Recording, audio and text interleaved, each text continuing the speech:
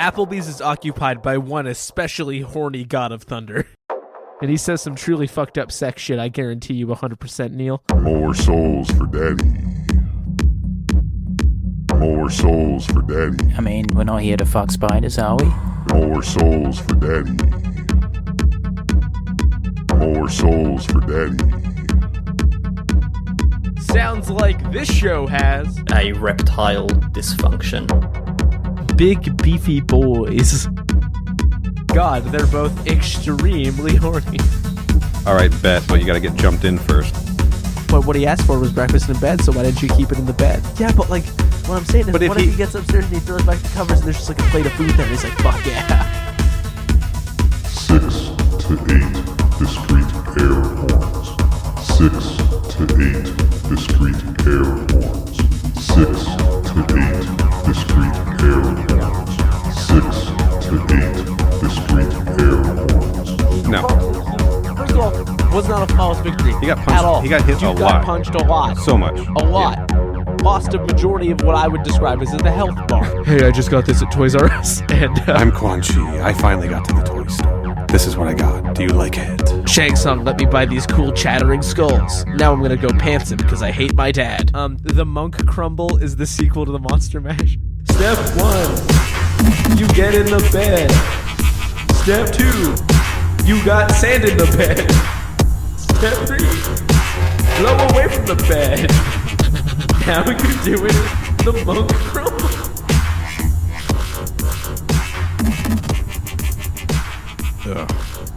Can't believe I got we were gonna do this and I got sick. Oh, I can believe it. Yeah, I can believe it. It's not fair. It's so like you. No, I'm just kidding. It is so like me.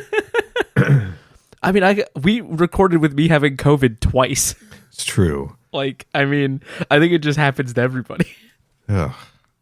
But I was fine. I haven't been had a real cold in a long time. I've had I guess the last time. No, because when we recorded that Sabrina, You had a sort of a brain cold. I did. Yeah, I guess my brain is always sick, isn't it? Sorry. No, you're right. No, I'm always a little bit sick. Hey man, we're all a little fucked up all the time, aren't we? We're all a little sick in the head. The Joker voice. I have seizures. That was me actually laughing, not trying to do a Joker laugh. Oh no, I know. It might sound weird because I'm fucking sick. I'm sick and fucked up and twisted. Dude, I'm so fucking twisted. I'm so fucking sick and twisted and fucked up and sick. Okay, should we clap? I've just been rolling for 2.5 minutes. Yeah, we haven't clapped. Yeah. 29? Yeah. This room has a very different sound profile. It had it's a smaller room that I'm in, and the clap had a very weird echo on it, despite the room being small. But it's warm. It's like a warm, rich sound. You know, I got stuff on the walls to, it's art and set lists, but in a way, it's soundproofing. Or is sound enhancing, maybe. Yeah, sound amplifying. Mm-hmm. I'm trying to make sure the whole neighborhood hears this. This is important. Sure. You got the windows open. You got the speakers facing out. I mean, before we started, I had the windows open. And I was like, I probably don't need to do that. Probably not. We're back, motherfuckers. They said it would never happen.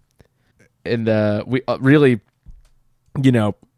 we made one promise and kept it. I don't want to get too carried away. No, and they were, I mean, that's, yeah, what else is there to say? We did. They said it would never happen, and they're mostly right. They're pretty much right. They were pretty much right about it, except that we did say we would come back to talk about Lee Cronin's The Mummy. And here we are. Here we are. And I know what you're thinking. Didn't that come out like a month ago? Well. Yeah. But I needed Lee Cronin's The Month to think about. And now I feel ready to talk. No, just kidding, guys. We're talking Mortal Kombat 2. It just came out. This is really dumb. That's how you know we're back. This is a stupid bit that inspires no confidence, and yet here we are. Mortal Kombat 2, directed by Simon McQuoid. Is that right? It is. Well, it's spelled that way. Certainly. But is that how you say it? It's how it's spelled. That's how we're saying it. I don't know anything about the man. Yeah. We haven't done this in a year.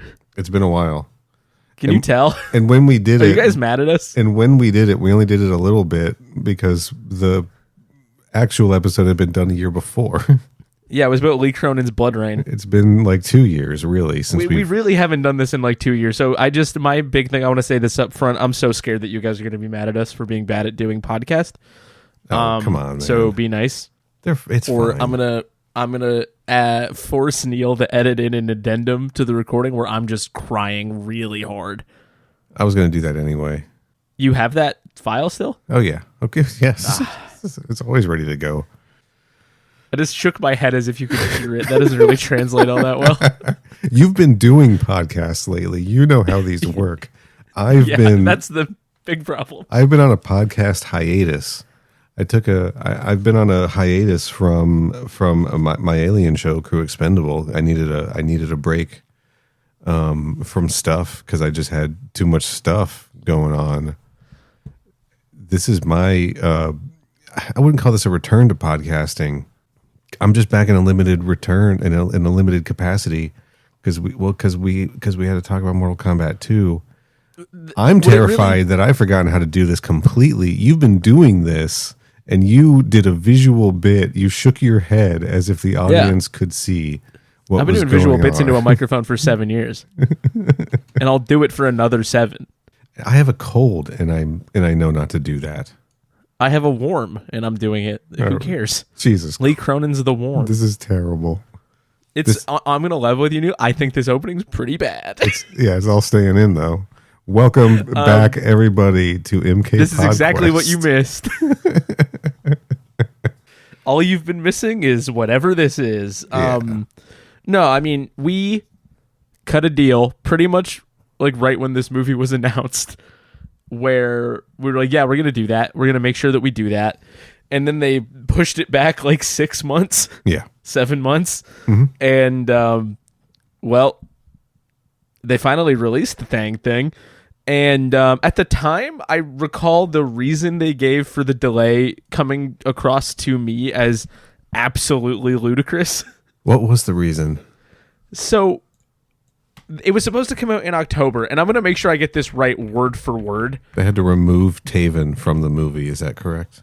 He didn't test well. So this is what Warner Brothers said, and this doesn't make any fucking sense to me. Okay. Mortal Kombat 2, when it was delayed from October to May, Yeah. they claimed they were moving it to intentionally release in a more competitive summer movie release spot. Like they wanted to they're implying that they were like so sure that it was going to be good that they wanted to release it at like a different time of the year. Okay. And that simply doesn't make any sense at all to me. And I have a suspicion, because here's the thing, right? Yeah. And, you know, the movie's been pretty well received. It's literally opening weekend. We saw this as early as we possibly could. Yes. Why on earth would you be like, our movie is so good, we can release it at the same time as the Michael Jackson biopic and The Devil Wears Prada 2, and people will choose it when they go to the movie theaters? Our R-rated movie that we made. That doesn't seem right. No. I suspect, and I'm maybe not doing a good job as a podcaster about Mortal Kombat. I strongly suspect they just needed to reshoot parts of the movie. I'm willing to bet that there were some pretty heavy reshoots. You can tell that things are still pretty fragmented in this movie. I'm not going to, Yeah. So the thing is, like, once you get into like internet reporting, the thing that happens is it becomes very clear that the timeline is they had a cut of the movie ready. Yeah. They did test screenings last summer, and then they delayed the movie. Yeah. So Yeah. I have a strong suspicion that they needed to fix a bunch of shit. Yep. There were a couple other excuses made. This is from September 13th of 2025. Deadline reported that it could be because Superman was doing so well they didn't need Mortal Kombat to make money. That's a reasonable excuse, I guess. Screen Rant anyway. writing, movie delays can sometimes be cause for a concern, as such decisions can be driven by the need for reshoots or a movie's lack of clear marketability. Mortal Kombat 2's delay could actually be a promising sign. Warner Bros. May be confident in the quality and appeal of the film and see it as a potential moneymaker. Mm-hmm. But you don't do that after test screenings. I don't really see this. I don't think. No. And to go back to what you're saying about Superman, I don't really see this as a competitor, right? I don't either. All of this, by the way, is speculation on the internet. Yeah. So, grain of salt all the time. We were not there when the movie got made. Well, I mean, I wasn't. I am a little curious if there's any comments about it. Okay, so at New York Comic Con in 2025, director Simon McQuoid claimed that they were a victim of their own success because they accidentally made a summer blockbuster and they needed to move it. Okay. All right. Don't hurt Brother. yourself patting yourself on the back there too hard, buddy. Jesus Christ. I mean, maybe, but again, I don't know. You have released it into a really competitive window. Yeah. And that said, I do think it's kind of its own thing in terms of you're not going to split your audience interests. That said, I do think that The Devil Wears Prada 2 probably made more money this weekend, even though it's been out for a week or two. Sure, but this definitely made more money than Lee Cronin's The Mummy. Yeah, which is why we're not doing a podcast about Lee Cronin's The Mummy. Which we were all expecting to be the big hit of the summer, right? Yeah, Lee Cronin's The Summer Every single was one of what us we were all kind of anticipating. It's what we were saying. This is going to be Lee Cronin's The Summer. Sorry, the Lee Cronin's Summer. Pardon me. The Lee Cronin's The Summer. Yeah. The Devil Wears Prada 2 made slightly more money than Mortal Kombat domestically, which I'm assuming means in America. 41 versus 38.7. All right, that's close. I say that because I'm not in America, so I don't know what it made here. It's not that close. Domestically, I think does that just mean North America now, or does that really mean I don't know. States? Hey, write in the boys at mkpodquest.com. I'm pretty sure Tell us how that box office works. Still works, yeah. Somebody tell us because we don't fucking know. We're being a little snotty about this, about the release date, the movie moving, etc. Well, because I truly think it was stupid. It feels dumb, but we're sounding a little bit I just want to say up top here, I had a lot of fucking fun with this movie. I'm just gonna get it out of the way right now. Up top. Oh, that's really early. I wasn't expecting you to say that now. I'm just gonna say I wasn't prepared to get into it yet. You don't have to get into your opinions right now, and I'm not saying that this is a fantastic fucking 10 out of 10 movie. I'll go more in depth into my opinions later on, but this was a Mortal Kombat movie, unlike the last one, and that's all I fucking wanted. So you've kind of segued into the thing I wanted to bring up before we got too deep. Okay. Which is, were you actually excited? No. Yeah, me neither. No, I was not excited. I wasn't following this. It felt like homework. No, I don't know if you take this line. I take this line. I know over on the Alien podcast, Crew Expendable, crewexpendable.net, Kenny also takes this line where I don't watch trailers. I don't follow press for things that I'm going to see because I want to go in kind of as not knowing it as much as possible. I want it to be a fresh experience. I don't want to have the best scenes ruined for me, et cetera, right? I don't want to have context. Okay, I don't do that. So, I have tried to do that in the past and just failed. So I just kind of don't. I don't read reviews, but usually if there's a teaser out under 2 minutes, I will absolutely watch that. Okay. And occasionally I can get myself to not watch a trailer, but I often end up watching a trailer. So I had seen the terrible Mortal Kombat 2 trailer. Okay, from when they were planning to release it in October. I think I saw that too. I've seen it. I've seen a teaser. I'll see a teaser, but for the most part, I avoid all marketing possible because I So knew you just heard Mortal Kombat 2, and you were like, "Yeah, okay." I knew I was going to watch this movie. I'll be honest, I didn't know that this movie was coming out until everybody started posting about seeing the fucking movie, and I was like, "Oh shit, Mortal Kombat 2's out." It snuck up on me too, honestly. Like, I knew they had moved it, but I had completely forgotten that it was to May. Yeah. So then I was like, "Oh, that's now." And that feels really early, honestly, for a summer release. Also, It is. That's why I don't buy that explanation. Is that doesn't make sense, because the thing that they're implying is that this is going to be in theaters still in like July, and we just know that is not true. No, it's going to be on digital halfway through June, right? Like, yeah. You also like look at the movies coming out the rest of the year. Like, just in terms of tentpole releases that need screens. Even if you wanted to drag out Mortal Kombat's theatrical run because you're convinced it's a hit, where are you gonna put it? I don't know. That's the main thing. I don't understand. I mean, Street Fighter feels like a bigger deal. And when's that coming out? I don't fucking know. October. Yeah. Makes sense to me. Yeah. Awards season, obviously. It's gonna sweep them. Yeah, they're gonna give Noah Centineo Best Ken, which has been won by Ryan Gosling every year since Barbie came out. Finally, that motherfucker's gonna get ousted. They're gonna give Best Trailer featuring a song that sounds like it was made by the Beastie Boys, but it wasn't, to Street Fighter. Some joke about Joey Valence Guile's and Dre hair song getting in the an trailer. award goes here. Street Fighter. All right.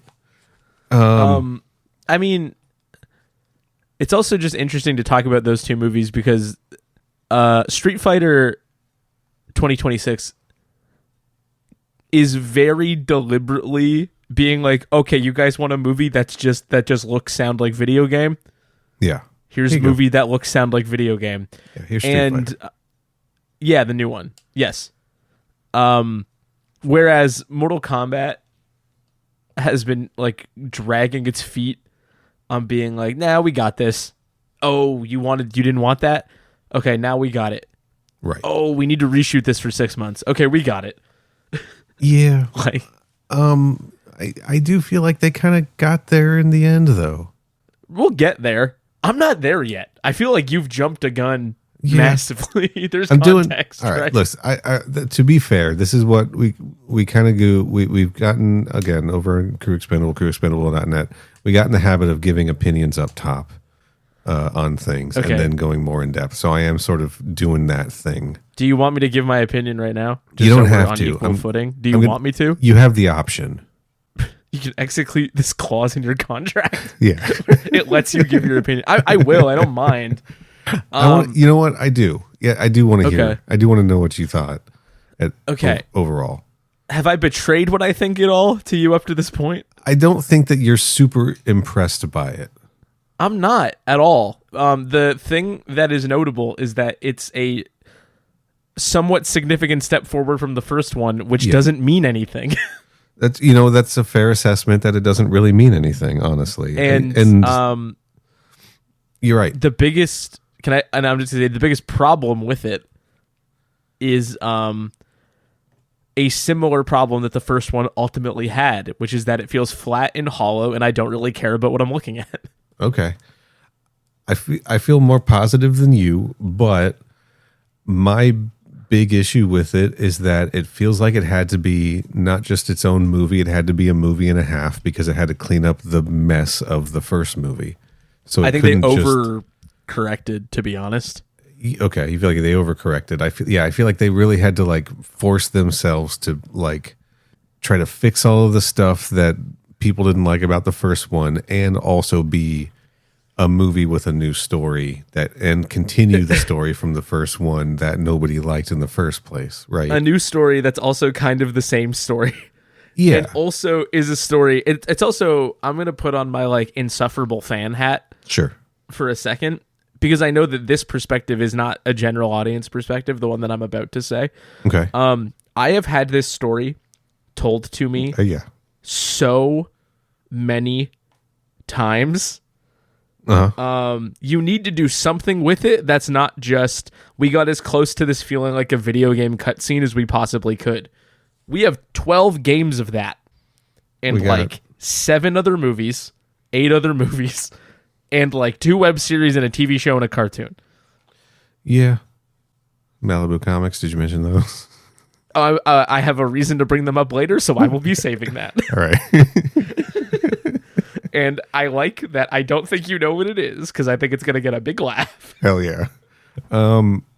So a thing that I've seen people, diehard fans, obviously kind of take issue with is like changes to the way the story is being told, and like, you know, but that also like, what the fuck do you want at that point? Like, I know, they're trying to make it more like the thing, and now you're like, no, you're doing it wrong. dude, it's some people, it's not enough like the thing, and it's like, okay, which thing of the thing is it not enough like? Because there's 8 different versions of the fucking play thing. the game. And we've Play the had game. 8 different fucking versions of the thing. Like, there's no one version of the thing at this point. Yeah, I concede that my opinion is part of the problem, but this problem's insufferable.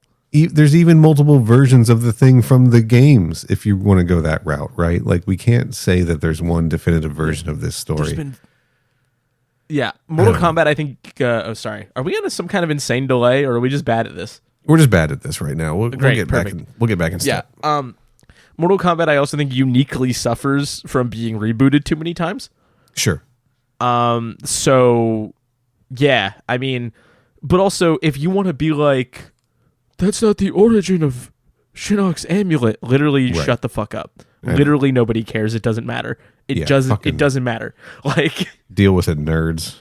No, wait, that's not how I remember what King Jared looked like. Shut up.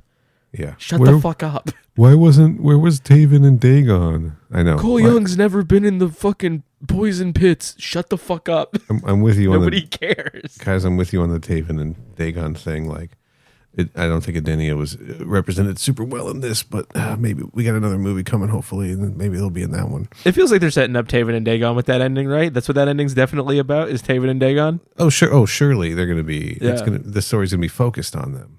Yeah.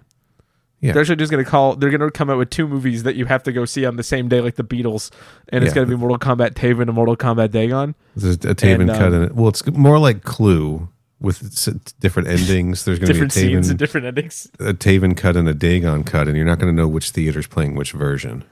That's actually a good idea. I like that idea. Somebody calls Simon McQuoid. Get Simon on the phone. Somebody gets Simon on the phone. You know that new sound you've been looking for? All right. Get a load of this. It's just you going, Taven, Taven, into a payphone. You had to leave your house for that. You didn't want your neighbors to hear you talking about Taven. No, some new people moved in. They'll think I'm weird. Yeah. I mean, I don't know. I feel like I have like the least helpful perspective on this movie possible, because on the one hand, I have become, in the last like decade-ish, fan that knows too much and cannot be pleased. Yeah. But I also think that perspective is just so irritating and not productive and doesn't matter, that it's like a weird balancing act to strike, because I have sort of, since seeing the movie, intentionally avoided any internet discourse about it at all, because I saw exactly one tweet, and it was a reply to a tweet from the director, I believe, or maybe a producer, and it was somebody just angry about a lore mistake, and I just closed my computer. I'm like, I don't care. It doesn't matter. That's the kind of shit. Like, fuck off. Like, but like, that is also the audience that the overcorrection is appealing to. Yeah. But you can't do that right all the way, because that movie would suck. But then you're just going to get complaining again, and then they're just going to try to do it again, and it's not going to work. I think a bigger problem is that this movie feels like 800 different movies you can go see, but you put a Mortal Kombat skin on top of it. It's the thing that I don't understand about the people getting so fucking obsessed with lore is that we didn't used to care when I was a kid. Here we go. When I was a fucking kid and Back we in my watched fucking day. and we read the Ninja Turtle comics and we watched the Ninja Turtle cartoon and we went and saw the Ninja Turtle movies, they were all fucking different and we didn't care. And we didn't need them all to be the fucking same thing.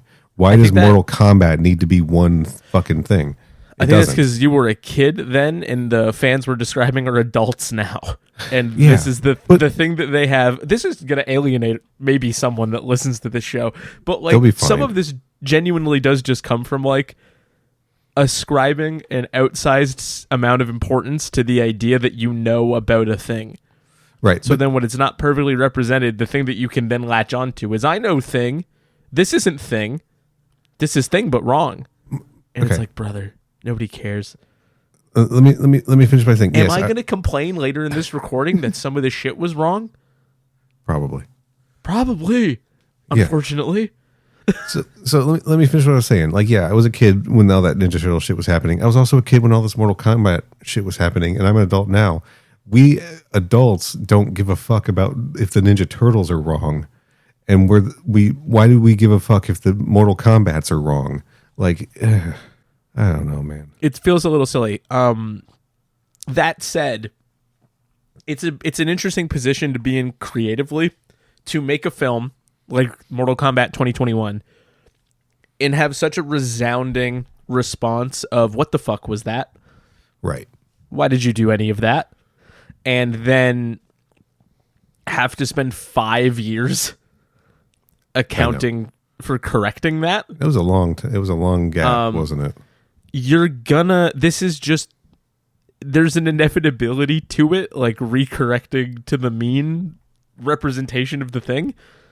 But I don't know. I think maybe some of it too, for myself personally, is the way that I got introduced to like the franchise. A lot of my hearing the deep lore for the first time was Mortal Podcast related. Sure, yeah. And getting it relayed as like a verbal folktale and not video game cutscenes. An oral history, if you will. Gives you some license in your head to like have a read on it.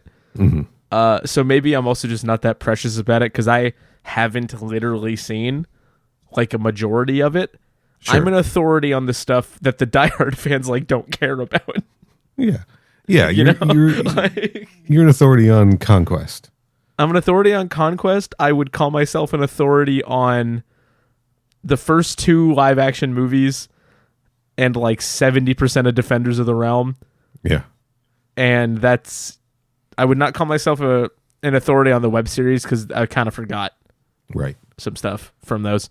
But point being, my relationship to the thing is not one that is predicated on any amount of like, there's a word that I want to say. It's not adherence, but it's the one I'm going to use, like adhering to like a text. Yeah. Being like, this is the thing. It's like, I don't give a shit. Ciro and Taja aren't even here. Unfortunately. Why am I supposed to care? I also, yeah. No, I'll leave that there for now. Should we Neal Nook? Yeah. What does the Neal Nook consist of these days? What did it consist of the last time you did it? Well, we flip-flopped over on They Made Another One.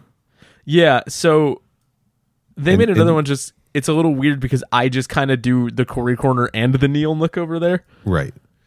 In my head, the Neal Nook is you do like cast and crew and contextual stuff, and then I will do the plot.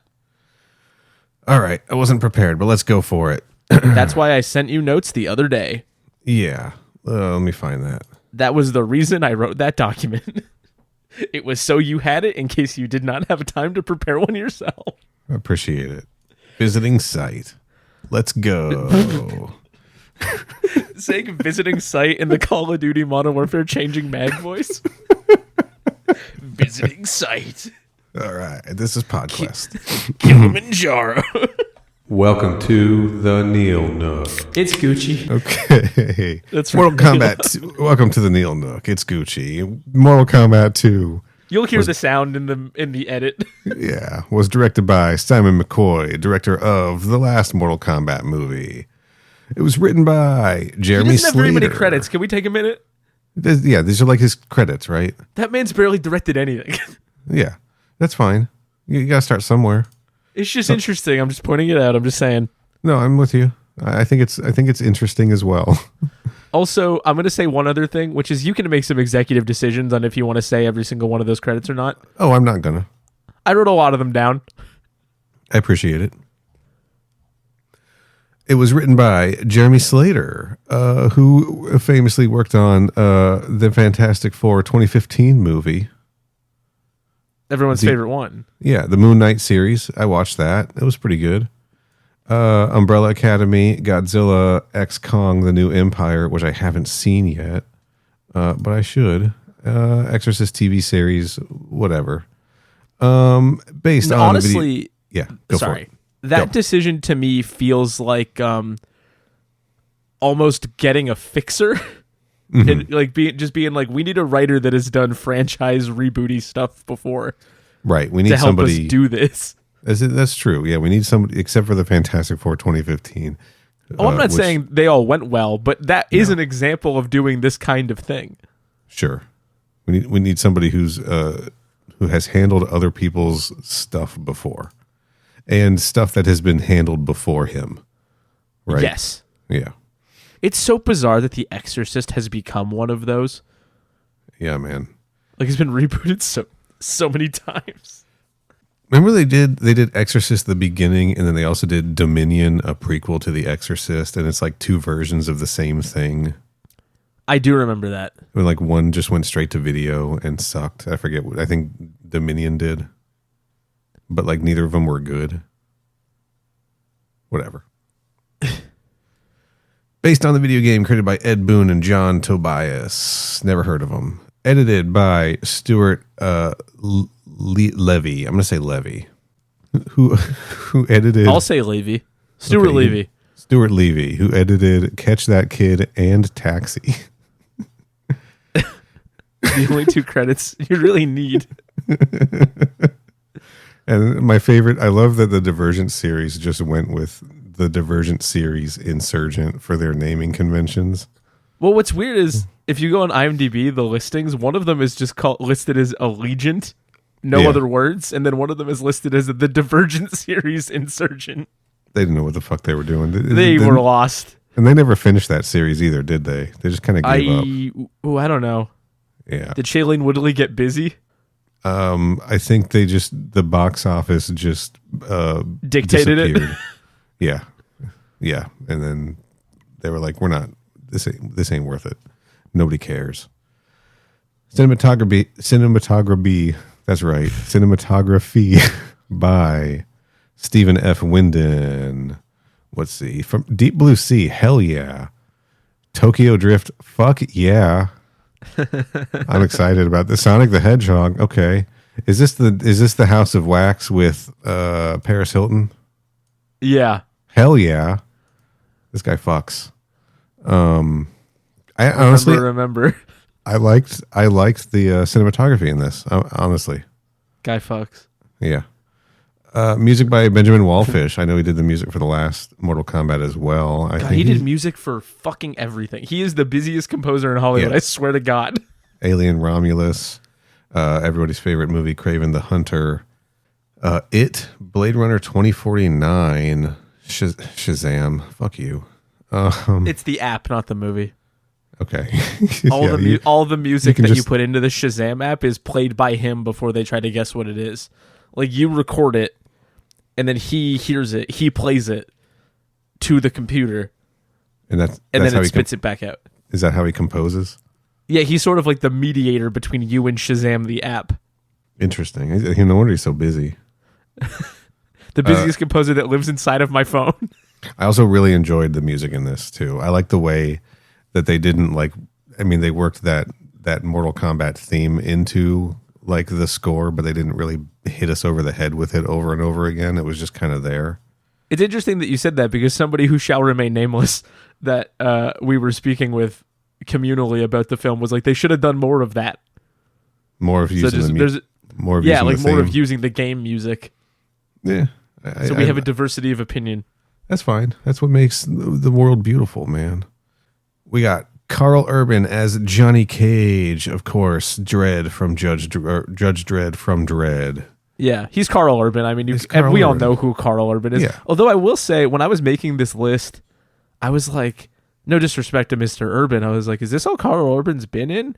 Because then what that made me wonder is, I was like, what is the definitive thing that I know him from?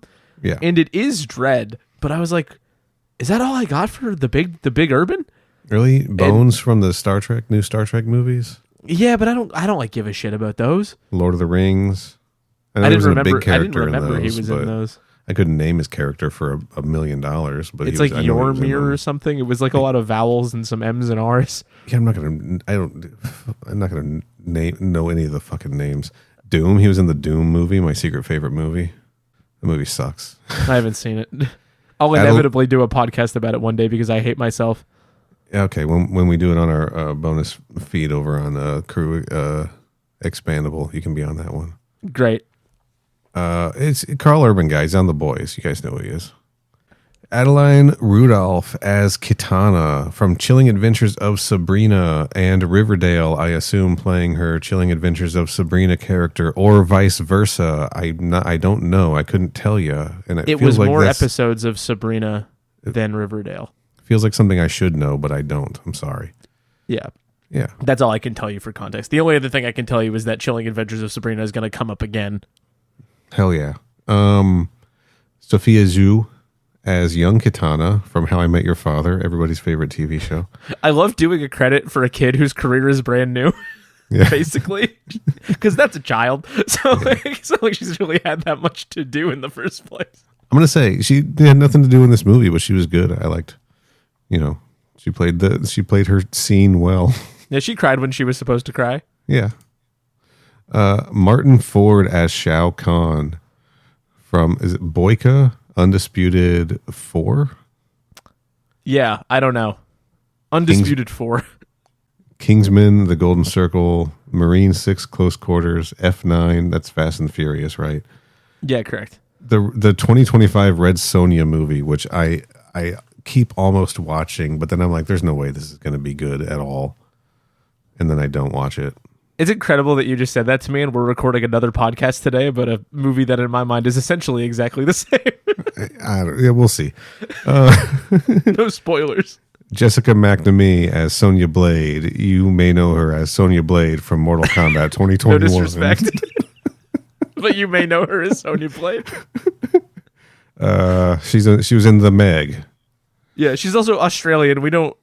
she's making stuff in Australia. What do you want? A lot of Australian people in these movies. Battle of the Sexes, Sirens, other things. There was a Chips 2017. Yeah. Okay. I believe Michael Pena was in it. Oh, good for him. Josh Lawson is back as Kano. You may remember him as Kano from Mortal Kombat 2021. He's sort of Mortal Kombat's Princess Diana now. Yeah.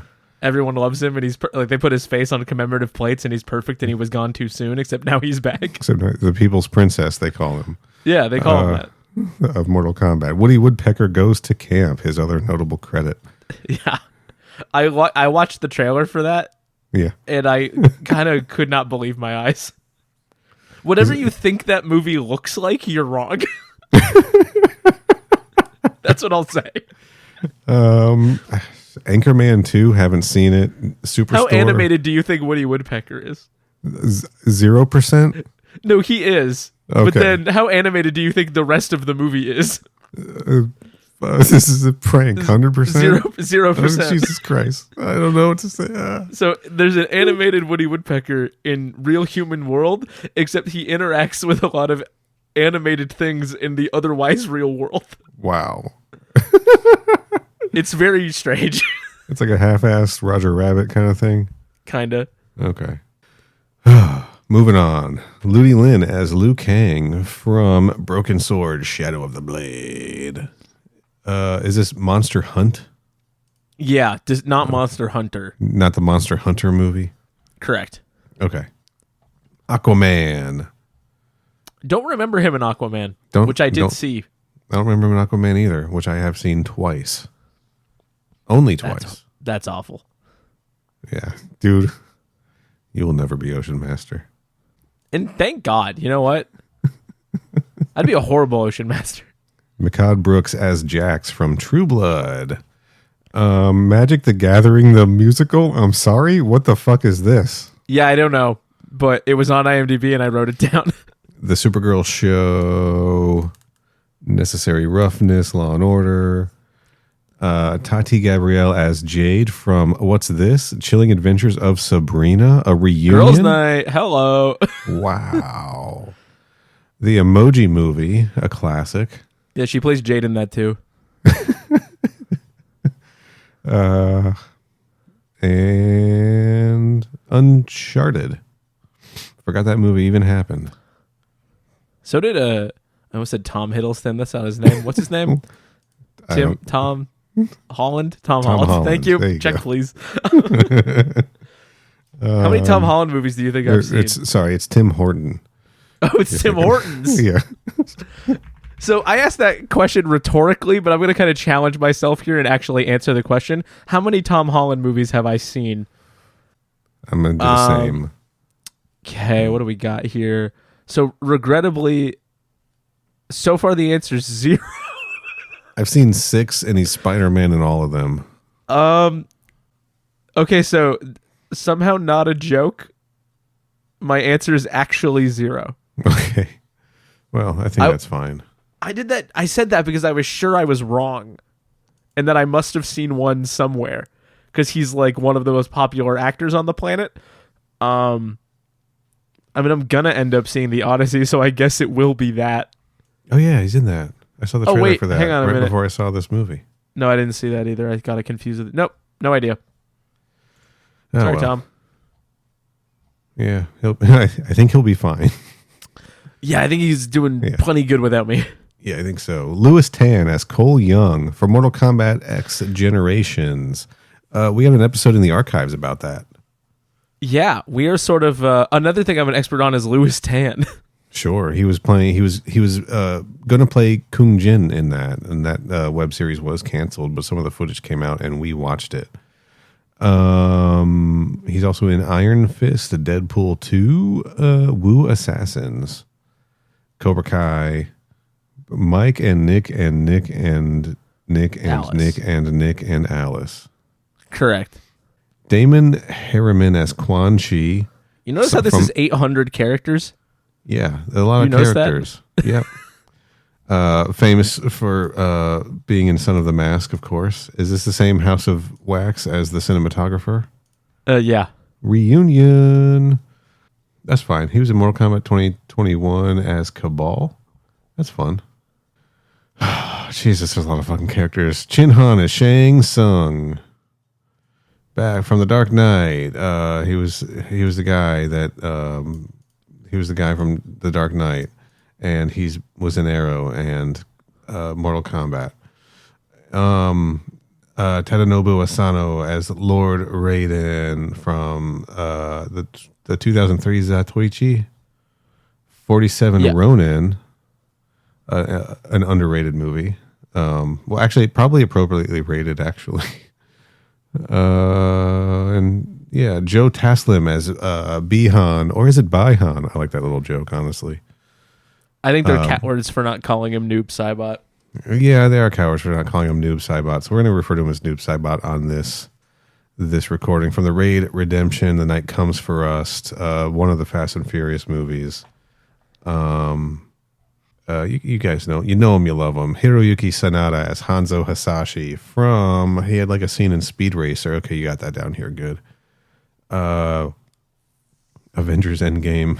Okay. John Wick Chapter 4. The Last Samurai. You got the big ones. Ring. Sure. Desmond Chiam as King Jared from Edenia. From Edenia. All right. Anna Tu Nguyen as Queen Sindel from The Spy Who Never Dies.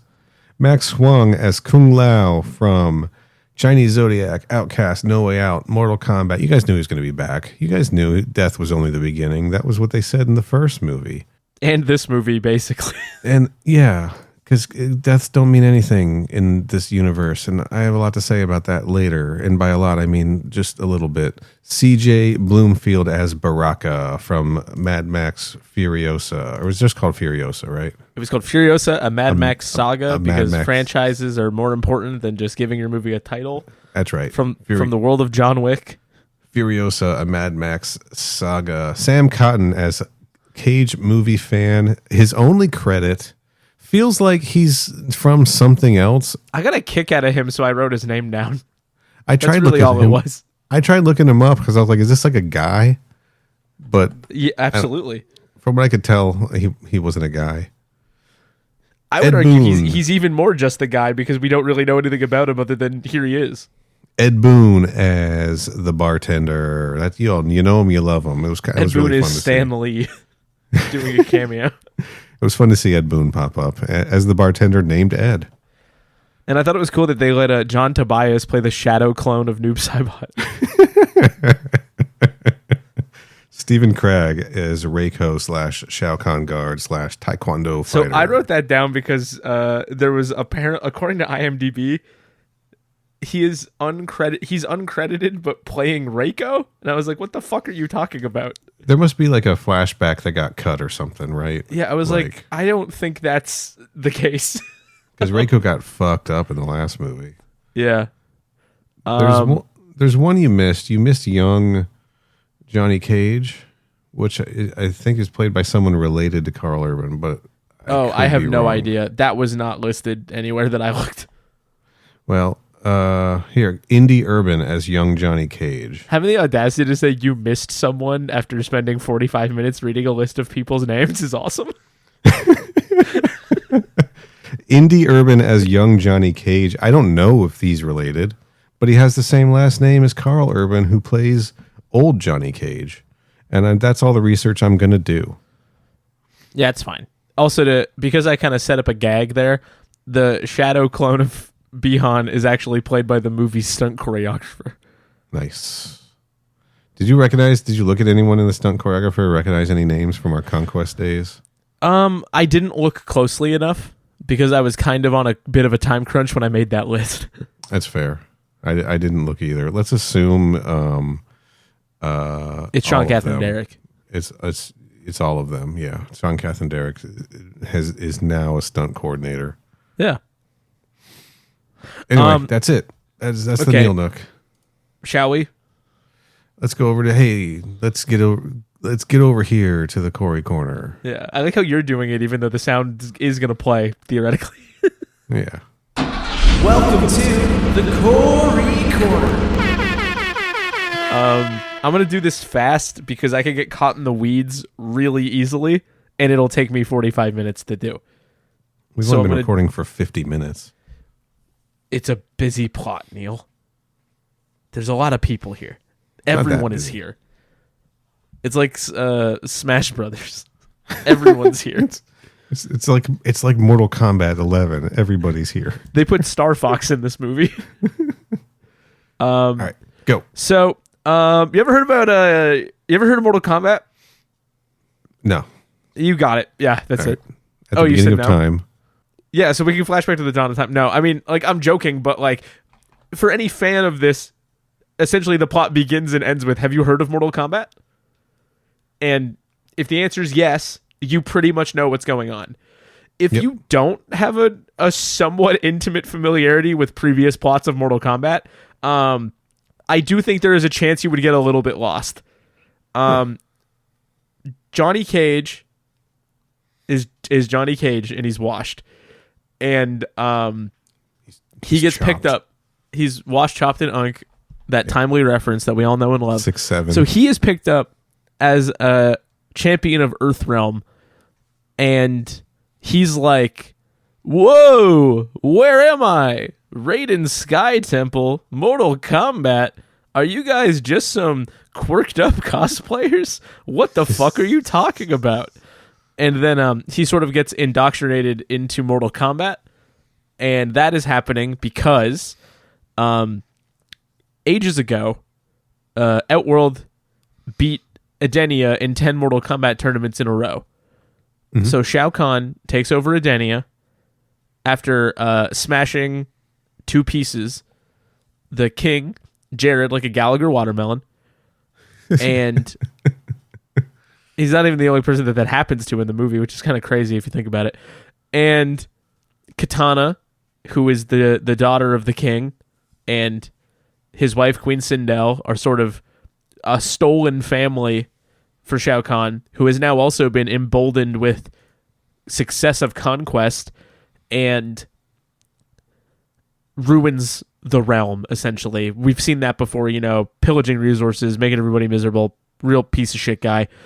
And then a lot of time passes where Earth is losing Mortal Kombat tournaments, essentially. Yep. And they have lost 9 tournaments, and this is the 10th. Now, I would forgive you if you forgot the plot of Mortal Kombat 1, but it does factor in here, so I will give you an extremely truncated version, which is Mortal Kombat 1 was essentially gathering the team of champions for the tournament shown here, because the tournament is famously not in the first one. And Cole Young is one of the people they're sort of courting for that, because he has Scorpion's blood. And Shang Tsung and Goro and whatnot are essentially trying to kneecap the recruitment process before it can even begin. Mostly Sub-Zero. Mostly Sub-Zero. Yeah. It was mostly they were mostly sent in Sub-Zero to kill people. Yeah. But that worked out, and then 5 years evidently pass, or none. We're not sure. And then the tournament, this is that tournament happening, because it notably was not in the first one. So Cole Young is on the team. Jackson Sony are on the team. Liu Kang is on the team. Kung Lao is not on the team, because he's dead. Kano is not on the team because he betrayed them and is also dead. And Liu Kang's on the team. And they do it a little neatly just for like story reasons, where it's like each side has 5 dudes, just to simplify it, which is fine, because then we only have to worry about 5 people. Except in preparing for the tournament, Quan Chi, Necromancer Extraordinaire, is tasked with getting some boys back, notably Kung Lao and Kano, one of whom is reincarnated as an undead revenant, one of whom is reincarnated as himself because he had so little soul left that Quan Chi didn't care, and is just a guy. So then from there, I mean, the tournament sort of begins as scheduled, with the exception of the fact that Shao Kahn has been brought to his attention that there is an amulet, Shinnok's amulet, that Shinnok's amulet, if found and then imprinted on him after being imbued with something like the power of a god, which maybe you could get from a guy like Raiden, he could essentially become immortal and like take over all the realms. And so while the tournament is sort of unfolding, the amulet is discovered. They sneak attack Raiden. They get all of his Raiden juice in the amulet. Shao Kahn becomes immortal. And then it becomes, we have to steal the amulet and destroy it and also win the Mortal Kombat tournament. You ever have Raiden juice? It's a great CBD drink. And while that's happening, Kitana, whose father had a gift from Raiden back in the past and is like sympathetic to Earthrealm, as she so often is like helping them. And then the movie progresses from there. And if you can believe it, the good guys win. But that's about as specific as I feel compelled to get here. Sure, that's fine. It was still very specific. It was pretty specific. Yeah. Spoiler alert. Yeah, for sure. Spoiler alert, how many minutes of screen time do you think Louis Tan has? Like 7. It's like 3 to 5 or something. I think I saw it was like 5. How many do you think he had in Mortal Kombat 2021? 40? It's about 50. Okay. So they have pivoted away aggressively. I would go so far as to say that Cole Young was not uniquely the problem with that movie in any specific way, and maybe Louis Tan got a little bit short shrift. He did. No. They needed a scapegoat, and it became Cole Young. There are other characters he could have been cast in that first movie. Now, if you remember, in my big complaint with Mortal Kombat 2021, everyone was bitching about Cole Young and this new character. Why they have to invent this new character, Cole Young? I had an issue with Cole Young as well, but it wasn't the fact that he was there. My issue was that we didn't need his character because we had Sonya and Jax going through the exact same story arc and character arc as him of discovering what Mortal Kombat was, leaving their life behind, going to this temple, training, and having to discover what their arcana was in order to like take on the responsibility to protect Earthrealm. They had the exact same storyline as Cole Young. But they don't have Hanzo Hasashi's blood. Which ultimately didn't matter that much, except I guess it somehow led to the resurrection of Hanzo Hasashi, but didn't need to, right?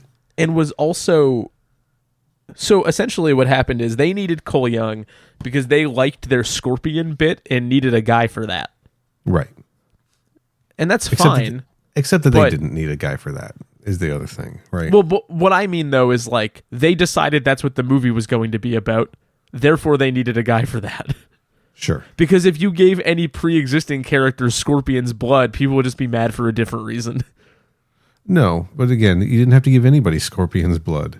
But they did, is my point. I understand. I know.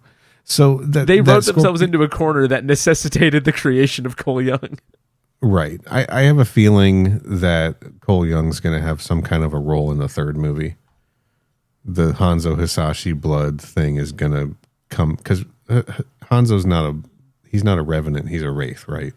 Like there's a difference, you know? Yeah. I don't know if the movie cares, but yeah. But I have a feeling that he's going to somehow have a role in the third movie when we're dealing with, clearly we're going to be dealing with Shinnok and all that shit next time. And all of the people who got killed in this movie are going to be in the next movie because they're just doing fucking matter. They're just doing Deadly Alliance. They're just doing Deadly Alliance. They're doing Mortal Kombat 4, Deadly Alliance, Mortal Kombat 10. That's what they're doing. Yep. Yeah. Yep, that's it. And I suspect there will be a dash of Mortal Kombat 3 because that didn't go how they wanted in the first movie, so they'll probably do it again. Yeah.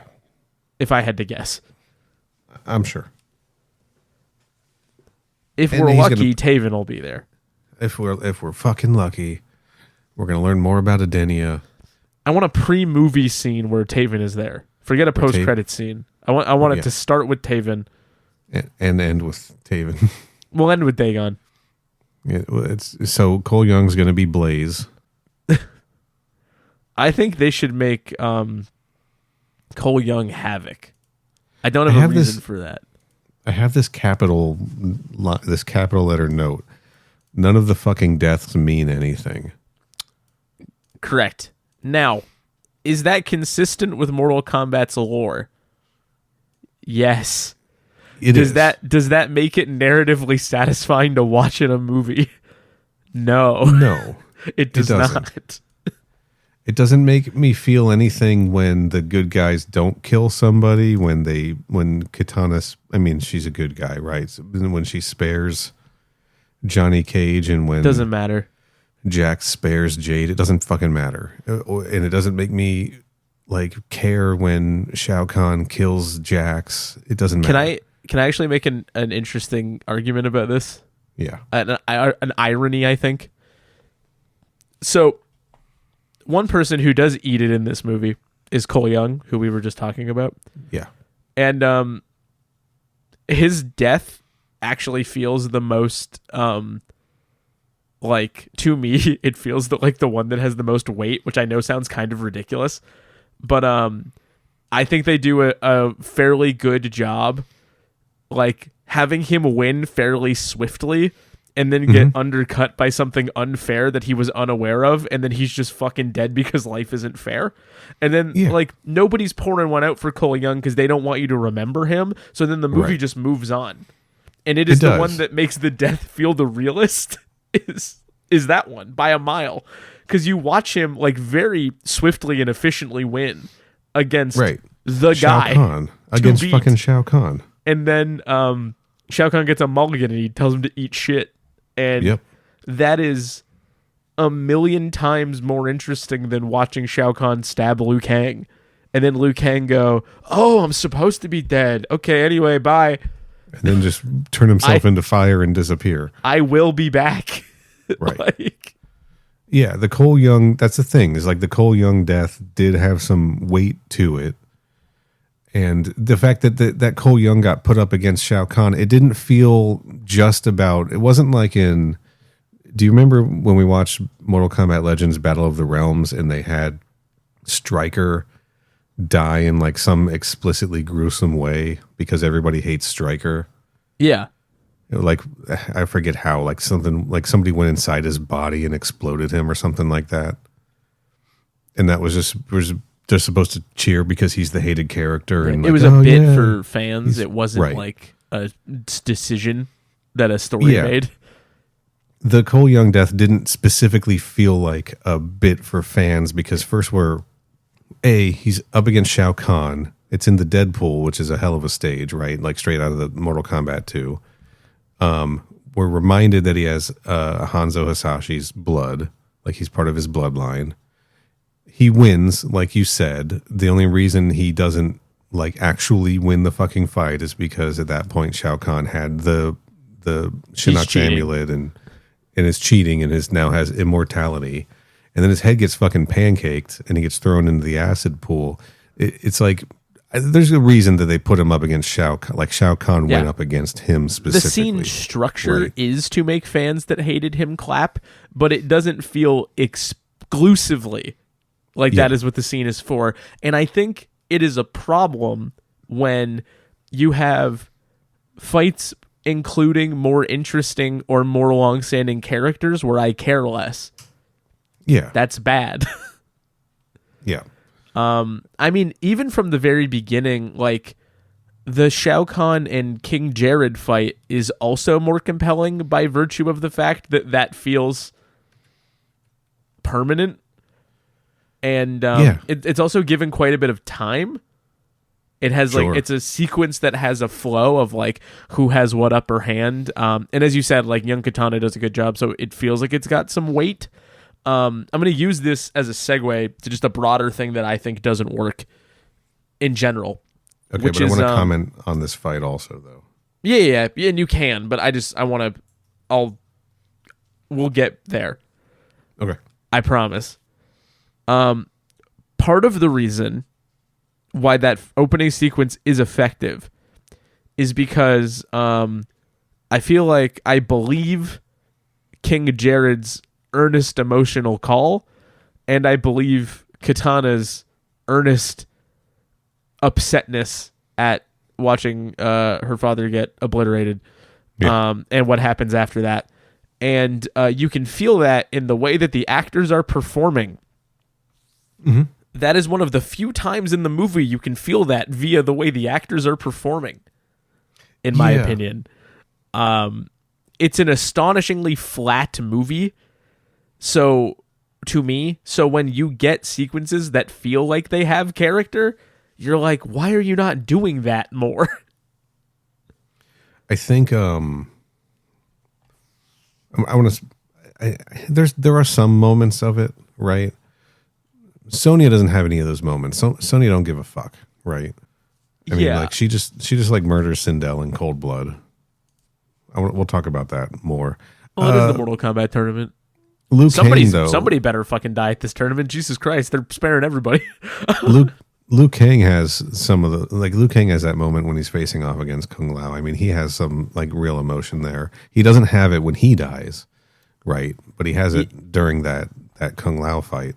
I think my bigger problem with Liu Kang is just he's characterized as a guy who is like pretty stoic. So then like flatness is sort of inherent. And sure. that just doesn't help when the whole movie has that problem, even if you're doing it on purpose. Yeah, but something comes through when he's facing off against Kung Lao, though. Yeah, is the thing. So it's not coming through from Kung Lao though. Well, it's not supposed to. He's an undead revenant, right? Right, but my point is like I don't even really feel the malice. I just kind of don't feel anything. Right. Well, I think that was intentional, and I don't think that you were supposed to. I think that he was a zombie, basically. They should say that to the rest of the movie. Because Okay. it doesn't. It's the one biggest problem that I have with the movie is that essentially is that everyone's just there, flat, kind of vacant, not very thoroughly sketched in, and even Sure. when they are, it's either something I've seen a billion times being done in functionally the exact same way, or it's just not getting a response out of me. But the characterization feels so faint that I don't care about what I'm looking at all.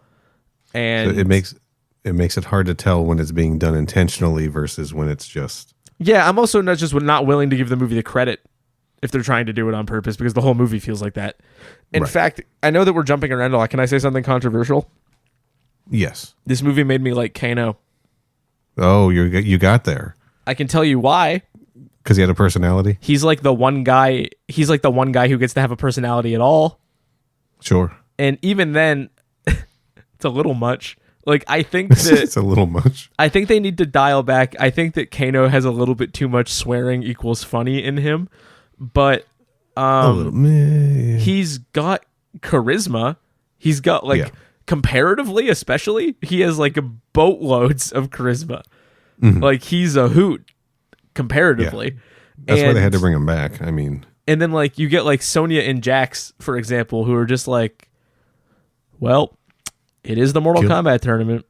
killed another one. Got one. Just kidding. I'm not going to kill you. Yeah. Okay.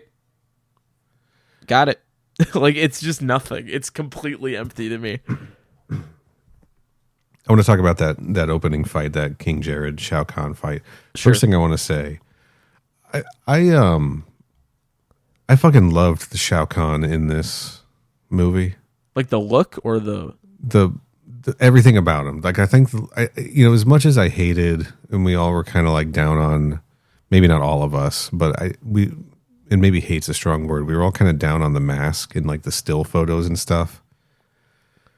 I think it actually kind of worked in the movie well enough when you see it like with the whole, like on the big giant man and in action and everything, and with the rest of the costuming and the creature. I'll call it creature design because he had enough like Well, shit when they on take the him. mask off, he's Right. got like a weird fucked up... He's not a human man. Like, Yeah, he's a dragon. He's a dragon man like he should be, right? I'm surprised they didn't show us that more. Yeah, Feels like they could have if they wanted to. they could have. They saved it for the end. I mean, they knew what they were doing. But I liked he had this quiet, confident, just sort of like delivery of his lines and everything that, look, it gave me some Jeff Meek Shao Kahn vibes. I'm not going to lie. And I'm not saying that that's like where the inspiration came from or anything like that. I'm not going to go that Oh, I don't think it was. No. But like I appreciated that sort of, he had like this, Like- and he had like a big presence Like, without fuck being, you, I just am better than you. yeah. And it really worked for me. Like he was not afraid of anything in the movie, and especially once he was immortal, right? Like he really wasn't afraid of anything. Yeah. I thought he was a great villain and a good version of Shao Kahn. If we especially, no offense, compare it to the dude from Annihilation, you know. The dude from Annihilation, yeah, no disrespect, but not amazing. I think Shao Kahn also is more interesting in this movie compared to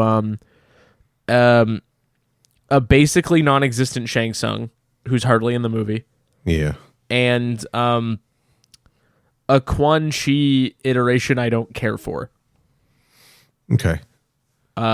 So like, similarly to me being like, I like Kano now because at least he has a personality. Right. It's kind of like that. I don't know. I find Quan Chi kind of weird in this movie. I don't really get what they're going for. Yeah. I'll go with you on that. He's like weirdly persnickety, and I don't really get it. Kind of weaselly. I think that's not really a characteristic he's ever had. No, this one is not as. I mean, he's almost too weaselly, right? Yeah, and then also it also just suffers from there's too many people in the movie, so then you don't get a lot of time with it either. Yeah, like why is he here? He's here because they needed to resurrect 2 people, right? Right, they need to resurrect 2 people, and they need to set up NetherRealm Shinnok stuff. Yeah, and that's it for the future. I mean, just dovetailing from the opening, we haven't really talked about Katana at all, who is like essentially the protagonist. Like Johnny's the protagonist, but Katana is also the protagonist. Right, which I think was a smart move. Yes, I don't know. So they do a lot of paralleling their storylines. Yeah. By there, I mean Katana and Johnny's. I don't know if the parallel is super warranted. They're not really learning the same lesson or doing the same thing, but they have like parallel scenes where they're like being presented as though they are like on the same moment of their arc. And I'm like, I just don't think that's what's happening here, man. I don't know that they were trying to parallel their, like actually compare their 2 storylines. They're intercutting the scenes. Well, but they were intercutting everybody's scenes at certain points, right? Like we had so many people in so many different locations at certain points. One thing I was kind of impressed by was that I felt like they were balancing having people in different locations fairly well. I don't think this movie was expecting you to compare Katana's journey to Johnny Cage's journey. I did interpret it that way because all of their climactic moments are intercut with each other. That's what I mean. Like their stories crescendo at the same moment, and they're being poised as like fighting people and doing like a similar conclusion. And I just don't think it feels apt or it makes any sense. I didn't read it as a personal journey or like a personal connection. I just read it as like all of these different pieces of all of like of this plan coming together at the right moment, specifically. Yeah, that's just not how it felt to me when I saw it, and I've only seen it once. So that's just, and that's all I can say is that's how it's felt when I saw it, and I didn't think that it worked. It felt weirdly overhanded, and I didn't really get it. I did not read it that way at all. So there was no comparison. I mean, she very clearly was helping out Earthrealm right away, and like what she had to stand up to her evil father and like decide to like renounce Outworld and fight for Earthrealm, like, and Johnny Cage had to put his sunglasses on. Johnny Cage had to put his $500 sunglasses on. I cannot fucking believe he did not say those were $500 sunglasses, asshole. This is the movie where you would have him say that, and I can't believe he didn't say that. I bet it was in at least one draft of the script, but like of all the fan service references to cut, that's kind of a crazy one. I did like how every time sorry. Go ahead. Sorry. I was gonna say every time his sunglasses hit the ground, I was waiting for him to say it. I did like how his intro when we're watching the movie with Uncaged Fury or whichever one it was. The scene that we're watching is like a warehouse fight where he's running through a warehouse fight. That felt like a reference to the scene we're seeing him shoot in Mortal Kombat 95, which was also a warehouse fight, where he's walking into a warehouse instead of trying to run out. It was like a reverse of that one, where in that one he's walking into a warehouse to fight a bunch of guys instead of trying to run out of a warehouse and having to fight a bunch of guys. And they're really trying to make it look real in Mortal Kombat 95. And in this one, they're really showing you how fake it looks in his movies. It felt like they were really, that was a reference, but they were really trying to show you that this is like an opposite version of that character in this world. Right? It looks so fake. It makes you wonder. It made me be like, how popular could these movies have been? This looks like ass. I know. Like this looks like it sucks. Because like the Jean-Claude Van Damme hit films didn't look like that. I liked when he called him Raiden a Big Trouble in Little China cosplayer. That was a nice joke. Yeah. Considering Raiden is lifted wholesale from Big Trouble in Little China in the first place. Can I ask a narrative logistics question? Yeah, sure. So I may not be able to answer. So Cole Young, at the end of the first movie, is like, gonna go get Johnny Cage. Is there any reason why he's not part of that process in this movie? Just fan backlash, probably. I don't know. Was he going to go get Johnny Cage, or was he just like, I got other things to do, and then we just saw a Johnny Cage poster? It seemed to at least be implying that the next step was we got to go get the big dog, and at least in my memory, it feels like he was part of that. Right. You're probably right that it was just correction of some kind, but I'm like, I don't know. It feels like he's not like excommunicado. Like you could keep him in the movie. Like I know. There should have been a version where like they've been trying to get him and he just keeps like, oh, you motherfuckers again. Or whatever, right? I think the movie suffers from the fact that Johnny needs the process explained to him for like the 15th time. Yeah. Like the fact that we have an extended sequence again that is just, here is the premise of the Mortal Kombat tournament, is I'm like, I know you want people to forget about the first movie, but like this thing's been in pop culture for like 35 years. Like we know. I promise you we know. Like, but you don't need to spend this much time re-explaining it. You could be quicker. I swear. And I know that this is a fan nitpick, not like a general audience nitpick, but it's like, I'm sick of having these rules explained to me. Like, I know, but it's gonna happen. It's gonna be. I'm gonna draw another comparison. It's the same reason every fucking Alien novel and comic book and movie is gonna explain the alien life cycle again, in case this is your first fucking time.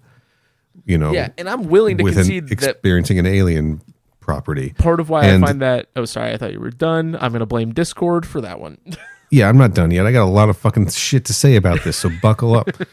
And there's a whole subset of people out there who haven't touched a Mortal Kombat game since Mortal Kombat 2 on the Sega Genesis or whatever, who are now going to go see this fucking movie, who did not see the last one and don't give a fuck about the last one, and they want to make this movie like accessible to people who haven't seen the last one. And there's a whole bunch of people who are playing the modern games today who aren't playing the story mode. They're just like jumping into multiplayer and fucking around for a few weekends or whatever, and don't care about the story at all now and have no idea what the fuck is going on. Like, I understand why it's there. That's why I'm like, this is a fan problem, but it's like, Corey, personally, am sick of having it explained to me, is all I'm saying. So you want like a fan cut where they just like, that scene is just missing? Neil, I don't think there's anything I could want to watch less on Earth than the idea of a Mortal Kombat film fan cut. No, I mean like a cut, not a fan, like a cut where that is removed, where all of that is like, where they don't explain what the tournament is anymore. No, I mean, honestly, no. I'm just going to be annoyed by it when I have to hear it, and that's all. And that's fine. Like I get the frustration every time I read an Alien novel and I got to read like 4 pages on the alien life cycle. I just skip them. Yeah, like or I skim them to see like how this author describes it differently or whatever. Yeah, for me, it's also just could we get a potentially more interesting perspective on Johnny Cage if in what you just said, where it's like, what if you like exacerbate the gap between movies a bit? What if this is like the 10th time they've had to ask him? And he's like really sick of getting asked, and he's like, I don't know what the fuck you're talking about. Fucking leave me alone. And then they're just like, okay, fine, we're just teleporting him to the Sky Temple to get this over with. Yeah, they just like take him. Yeah, that could be a way to breathe some life into something that I recognize has to be there, but I am a little bit tired of doing. I know. It's a fucking necessity though. No, and I know I'm not saying the movie like shouldn't have it, but I am tired of it. I think I'm also uniquely tired of it just because it's like, even in like the animated movies from the last couple of years, it is being reintroduced again in some of those. Like, it's like every piece of media is going to operate on the premise that you may not know what is happening. Right. And I've just seen it all. So I'm like, yeah, don't worry about it. I know what's happening. I promise. They want to make it safe for newcomers. And I do think that this movie you could sit down and watch without watching the last one. Oh, and they want you to do that. and they want you to be able to do that. They'd almost prefer it if you did. Oh, right? That's what I mean. No, they want you to do that. In an ideal world, you have not seen Mortal Kombat 1, I think. Yeah, they don't say the word Arcana once in this, do they? But they also don't retcon it. They say powers a lot, but they don't Yeah. say arcana. They don't retcon it. They just sort of write around it. So it's like, at no point do they refute the first movie. They just don't use the language they were using before. Right. Because Johnny is unlocking his arcana, essentially. Oh yeah. That is or his Mediterranean war. Right, but that would be powers. his arcana in this case. Agree to disagree. Okay, that's fine. I don't care. To be What do you perfectly think of- honest. What do you, yeah, I'm just fucking around. What do you think of Johnny in this? I don't know. I mean, fine. What do you think of Johnny in this compared to the Joel McHale Johnny Cage from the Mortal Kombat Legends movie? God, I might like the Joel McHale. No, I like the Joel McHale. No, I don't know if I do. Now, can I actually? Okay, let me think through this in real time. Yeah. Do I think the Joel McHale Johnny Cage is a maybe more fun character to actually watch? I think my answer to that might actually be yes. Okay. I don't know, man. I think my answer is that Carl Urban is fine. Okay. And it's like, it is totally uninspiring to me one way or the other. It's like, yep, that's a guy that kind of looks like Johnny Cage and he's doing a washed up actor guy thing. And I have no real strong feeling or opinion about it at all. I did not find him particularly funny. Nope. And I didn't really find his journey into like taking this shit seriously particularly believable when they were just like, when he's just getting his ass kicked by Baraka. And then Yeah, the Sonya Baraka thing for me doesn't work at all. But or whoever was like, you're an actor, so act like you're a fighter or whatever. And then suddenly And then like that those worked. three are doing like off screen gags where they're like, oh, look at him get his ass beat. Look at him Whoa, I almost hope he die. figures that one out. And it's like, where the fuck did this characterization of you people come from? Like, Yeah, he's what the going fuck to is die. happening? You need him. Right. like, but the was movie has this established stakes that you need him. was this their version of trying to push him to unlock his arcana? Yes, right? it was. Yeah. That's why it Didn't is work. just Arcana. It just is. And then he doesn't actually do it until the end of the movie. I would have bought it if he had unlocked his fucking arcana at that point. He does like one flash Right. kick at the end. Yeah. Something else with his arrival to the Sky Temple and stuff is so he gets there and then we get my favorite thing in Mortal Kombat happens when he gets there. I don't know if you What's caught that? this. They all shake hands and go, I'm Sonya Blade. I'm Jax. I'm Liu Kang. I'm Raiden. I'm Cole Young. They introduce themselves. They say who they are. Mortal Kombat's favorite thing to do is have a character say who they are. Yeah. Character select screen. No, just like the comics. Every time somebody comes on screen, I need them to tell me who they are, or else I don't know what's happening. Neal say that Yeah. they need to say their name in every line of dialogue. So says Neal. That does happen in the movie, though, is the thing. They do say their names a lot, don't A they? lot. Again. Yeah. Again. I couldn't believe it. I took a voice note after watching the movie because we didn't immediately know that this podcast was going to happen. And I Right. read a bunch of stuff off, and I described that as being a Mortal Kombat mainstay. And the transcription of my voice note capitalized mainstay. So I was like, all like Mortal Kombat mainstay as if it was like an official term, What? Yeah. which I enjoyed a lot. Mortal Kombat mainstays Sub-Zero. Yeah, exactly. No, I mean, I don't know. It just feels played out. I mean, we have a similar narrative frequency with like Edenia being conquered and Katana being under Shao Kahn's thumb and whatever. That, though, feels meaningfully different. That feels like what they were looking for as far as like a departure from the first movie goes. Was Right. more of like the Edenia stuff. And I like Katana in the movie. I think the Katana performance is good. It's fine. And she's certainly got more personality than like Sonya or Jax has, which is like essentially none. and that character relationship with Jade like gets some time to breathe, and she gets a couple good fight scenes, and it is ultimately just stuff I have seen before. But right. Mortal Kombat Conquest, for instance. Yeah. But it's like the word I feel compelled to use is like serviceable. Serviceable. It's like, yeah, that's what it is. That is what the story is. You got it. And I do like that introductory sequence with Jade where they're like training and stuff, and it feels like there's some personality to that. Yeah. More than Jade gets later. Jade ends up getting just kind of like one character trait by the end, which is like girl who knows katana and also has brief crisis of allegiance. Jade gets collied a little, right? Significantly, yeah. And then she gets to be Jade again. Yeah, and then once you're in Edenia, I think you realize that there is maybe a number of characters problem, just because like you get to like we know who we're dealing with in terms of like Earthrealm. It's like Raiden, Sonya Jax, Cole, Liu Kang, and Johnny, which is a decent amount of people. But then you get to Edenia, and it's like we have Katana, Jade, Sindel, Shao Kahn, Shang Tsung, Kano, Kung Lao, Quan Chi, fucking Jared, I guess, if you want to throw him in there, but he's not there that long, in fairness to the movie. But it's like we've like doubled the number of people, and then they're like, can we get Bihan in here, please, actually, as well?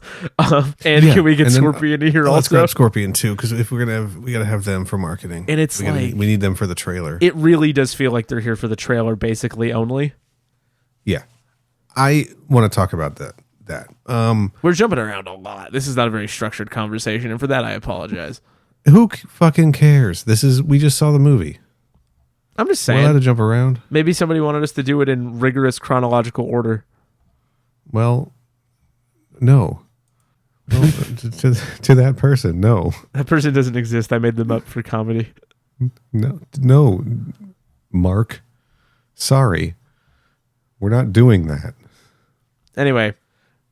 All right. So, obviously, in the first movie, I guess more accurately, we should be calling them Hanzo and Bihan. They kind of lean into those names. Sure. The Hanzo and Bihan, that was the big set piece of the first movie, right? There's really nothing great in that first movie, except you could argue that fight with Hanzo and Bihan and Cole Young, and then it's like pretty awesome at the end, and then Goro every now and then pretty good. And then every now and then you remember that they're in an iced over MMA gym, and you're like, oh, that's right. Which looked cool. Yeah. In fact, I would say it looked cold. But it's still an iced over MMA gym. And it really did. They really did feel tacked on in this movie. Like the big set piece in this one was that Liu Kang Kung Lao fight at the portal, right? Like that was like right at the middle of the movie, even. And that fight, I guess it's being intercut with some stuff, though. No. When we get to that fight, it's not intercut at all. We stay on that fight. No, I watched it again. I watched it again today. Don't ask me how. Yeah. The other fights, that's when Cole is fighting Shao Kahn and Sonya's fighting. Is it good when your set piece fight in the middle of your movie doesn't have either of your protagonists in it asking for a friend? Nah, doesn't matter. Kind of matters. If you're going to introduce this many people, it kind of matters to me. So, all right. So the reason I said I wrote this down. I'm going to kind of read this almost word for word. I said the Kung Lao and Liu Kang fight in the portal stage is a great centerpiece for the movie, and it shows how inventive some of these fight scenes are. Kung Lao's hat keeps moving around like an environmental hazard that has to constantly be dealt with on the stage at all times, and that's very cool, right? Like a lot of times early in the fights, he's throwing it, but then later on in the fight, like it's taking these wide arcs around, and they're constantly having to kind of maneuver around it. and I just thought that was very impressive. Ludi Lin and Max Huang are the clear superstars, even though they aren't the focus of the movie and the story. They feel important to the story still, so the fight has the highest stakes so far in the movie, like up to that point. Plus, they just have great chemistry together. And then the kill when Liu Kang kills Kung Lao is extremely brutal. And it felt like a reference to the broken door drop from the raid. It's so funny to me as well, in a way that he's like, man, I'm so sorry I have to do this. I really don't want to do this, but I have to. Proceeds to saw you in half with a hat. With your own hat. Yeah. Like, it's a completely like ludicrous way to kill a guy when you're like, fuck, I can't believe I have to do this. I know. And my note goes on. If I compare this to the end fight with Bihan and Scorpion, it was just better. The Bihan Scorpion thing felt tacked on and not important to the movie or the overall story. Some of the MK Legends movies felt similar, the way they forced Scorpion into the story just because he's the most iconic and popular character. But the same thought wasn't put into that fight as a Liu Kang and Kung Lao fight. Like, it was just like, if you want to show someone like a scene of like, what does a Mortal Kombat movie look like? You would take that Liu Kang Kung Lao fight, I think, and be like, this is what a Mortal Kombat movie fight can look like. Yeah. Right. You could also show them that if you wanted to show them what a Mortal Kombat cutscene looks like. Sure. Well, except that it's two really strong martial artists actually performing some really great choreography. I'm not disrespecting them. I'm disrespecting what the movie looks like. It's a different thing. Okay. All right. That's fair. But you compare that to the end when like Scorpion and Noob Saibot are fighting, and I mean, there's a lot of good hijinks. Like, that's a fight full of hijinks, right? That was your hijinks fight, because there's this MacGuffin tumbling around that they're all chasing after. Yeah, I mean, I think the only downside of that being a hijinks fight is the fact that the Scorpion or the Hanzo and Bihan element of it is interesting and compellingly framed, and it is at the mercy of Johnny and Kano fucking around. Right. But I suspect if that fight was presented more or less uninterrupted, it would be more effective. Which I think is also part of why Liu Kang and Kung Lao is more effective, but also that hinges at least partially on having a relationship to Liu Kang and Kung Lao, which if you don't as a viewer, you might just sort of be like, man, we're spending a lot of time with these guys for this big fight scene in the middle, which is what I was alluding to earlier, which is not me saying that it's bad, but what I am saying is that we have too many people. Like, well, yeah. We have too many. I'll give you that. We have too many people, but like, I would want more focus on Liu Kang in the movie overall if we are going to do this. Personally, yeah, I guess. I mean, I'm bringing all of my years of Mortal Kombat stuff into this, right? And it's, I don't know, it works fine. I mean, it works really well for me. I'm not saying it. Like, again, like, my conclusion on this movie is that it was fine. But, like, right. The problem is that I can identify something that I could call a problem with, like, basically everything is the thing. And also, I do just genuinely think that if you are somebody who needed the explanation of how the Mortal Kombat tournament works, the most emotional fight should not be between two guys you just met who clearly have an established backstory, but you don't really know what it is. Like, that seems like a juggling character perspective issue at that point. I'd argue if you're somebody who needs the rules of Mortal Kombat explained to you and you're sitting down in this movie, you're not there for deep character connection. You're there to see cool fights. Maybe. I am so far removed from the perspective of somebody who doesn't know what any of this stuff is. I don't claim to know what it is or how that person feels about the movie. Because I don't know. Because unfortunately I've decided to care a lot, and that's my fault. And that's my bad. But no, for me, I don't know.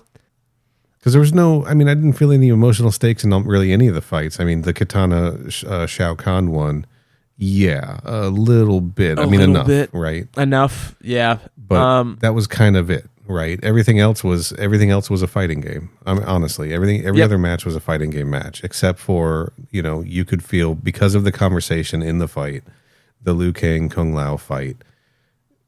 It gave me enough during the fight, I think, that somebody new to this would understand that there's more here than just I also two guys fighting. I also think for me, again, I said that my biggest complaint is that the movie feels flat often.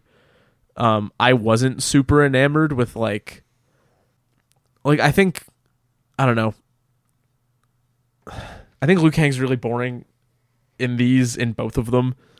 And I don't feel a lot of like oomph from him. Like the fighting has oomph because they're talented.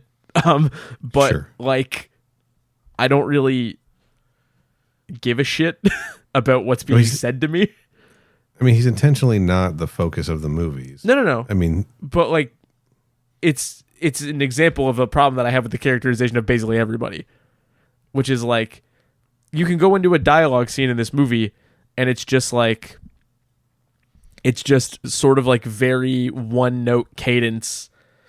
It's either a lore dump or like an opportunity for like a quip or a gag, and those are kind of the only two styles of talking scene that you get.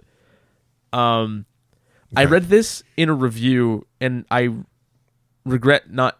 I didn't read that many, so I wish I remembered who wrote this, and I don't. But I agree with this person, whoever they are, and that I felt this very acutely in a lot of the scenes where there was talking at length, which is that the editing cadence of the dialogue is really stilted, and the pauses between lines are inexcusably long in a lot of cases, which even if there was something to latch onto in the performance of the actual line, there's then like a pregnant pause in between like everything that everyone is saying for no real reason, and that's gonna suck the wind out of it no matter what.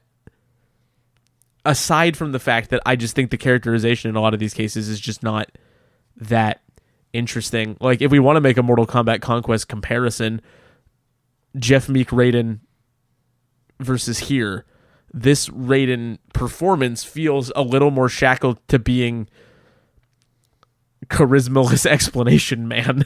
And I think a lot of people end up feeling like charismaless explanation man. And a lot of dialogue ends up feeling like somewhat charismaless explanatory dialogue. And I don't know if that is a byproduct of script writing, of direction, of just this format of movie, like big group team up, stop end of world movie. I don't know what it's a side effect of, but it's what the movie feels like, and it makes it feel like kind of inert, even if something like fight cinematography is selling you more broadly.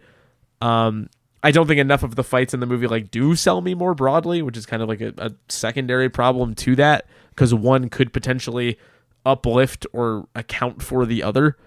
I think there's a couple fights that are like particularly good. I do think you've identified one of them, but a lot of it I'm just sort of like, yep, here they go, doing Mortal Kombat. All right. Yeah. I guess I want to segue to a more visually oriented discussion. Did you see the movie in IMAX? I did. Okay. I don't know why. About halfway through the movie, when Liu Kang and Kung Lao fight, and we're there for a prolonged period of time, and it is the full IMAX screen ratio, I'm like, okay, I understand why you did that. Why are we cutting in and out of it at random in all of the scenes before that? There are decisions for the IMAX format near the beginning that just don't make any sense at all. Like, one of them is like, you get an establishing shot of like the Adenian castle, and I'm like, okay, sure, fine. But after we get the time jump and Katana and Jade are adults, they're training and they walk into the training area with black bars on the screen, and then it cuts to a wide that's full screen, and then it cuts back to them and it's black bars on the screen again. And then it cuts to them starting to fight and it's full screen again, and then it cuts in for them to talk and it's fucking black bars again. I'll be honest, I didn't notice that so much. As particularly in the first half of the movie, they are doing it seemingly at random. And then closer to the second half, you start getting like, because they're doing it for the stages. They're doing it to amplify like a video gaminess and full screenedness. And then that is happening in more concerted chunks. So then its impact is felt more like they go like Shao Kahn and Cole Young. That whole sequence is like they pan the camera down It's on the horizontal plane. They are in profile. There are faux health bars on the screen. They exchange quips at a weird delay because they're doing that on purpose, and it shouldn't be in every single one of your dialogue scenes. Right. And then they fight, and that whole fight is in that aspect ratio. The full Kung Lao and Liu Kang thing is, all of the Nether Realm is, but those sequences are extended, so they're not cutting away from it constantly. But earlier in the movie, they are doing it so haphazardly. I'm like, just spare yourself the fucking effort. Like, shoot it in IMAX or don't. But I get what you're saying. I found it like distracting as I watched the movie, being like, why are they doing this? I don't understand what it's meant to be like communicating to me. In fact, I had a conversation with somebody who was about to see it, asking if they needed to see it in IMAX or not. And I said no, like very easily. I don't think you really lose anything not seeing it in IMAX. Yeah, I would probably say the same, honestly, having seen it in IMAX and not really even noticing those things that you're picking up on. Yeah, which is good when your poster says filmed for IMAX. That's good. Yeah, well, I don't know, but maybe that stuff just doesn't. Maybe I just never noticed that stuff. You know what I mean? Maybe, but what I'm saying is, if a movie is deliberately selling you on the fact that that's how it was made, you should notice. Right. And if you don't, that's the movie's fault and not yours. No, I mean, maybe I never noticed with anything ever, right? Like, maybe I never didn't notice with Interstellar either. But at that point, we're giving Simon McQuaid a lot of credit. Well, I just want to put it out there that, like, I don't know how much that's something that I've really paid attention to when I've gone. I couldn't tell you. That's fine, but I think that doesn't give them carte blanche to do it shittily. Well, what I'm following that up with is, I do not think that seeing this in IMAX made the experience better or worse for me. I think I would have been fine seeing this in like a regular screen. Yeah, and I would argue that it ended up being a little bit worse for me just because I did find it distracting that they were doing it so randomly, especially early, that I was like, what the fuck are we doing? Like, I don't get it. And I guess the throne room fight when they go get the amulet would also has that. Speaking of pacing. Yeah. They go into the fucking castle. It's not as good as the Conquest throne room. And they're like, it's not as good. Okay. Little sidestep. It's not as good as the Conquest throne room. Little sidetrack. That Edenia town at night set Zhujin as fuck. I just want to say that. It's the most Zhujin coded we've ever gotten. Yeah. Which frankly makes me upset. Don't dangle it in front of me like jingling keys. Exactly. If you're not going to do the damn thing. Seriously. They go into the throne room. They go into the castle. Yeah, just fucking give us what we want. I've written a lot of letters. Daniel Bernhardt's still working. There's no reason to not just put him in the movie in a white shirt. Just put someone in the background, a woman in a green battle attire. It can just be a regular green shirt, and I'll draw my own conclusions. just yeah. Yes, give me something to speculate on. All right, so they go into the castle, and they're like, we should split up, and we'll find it faster.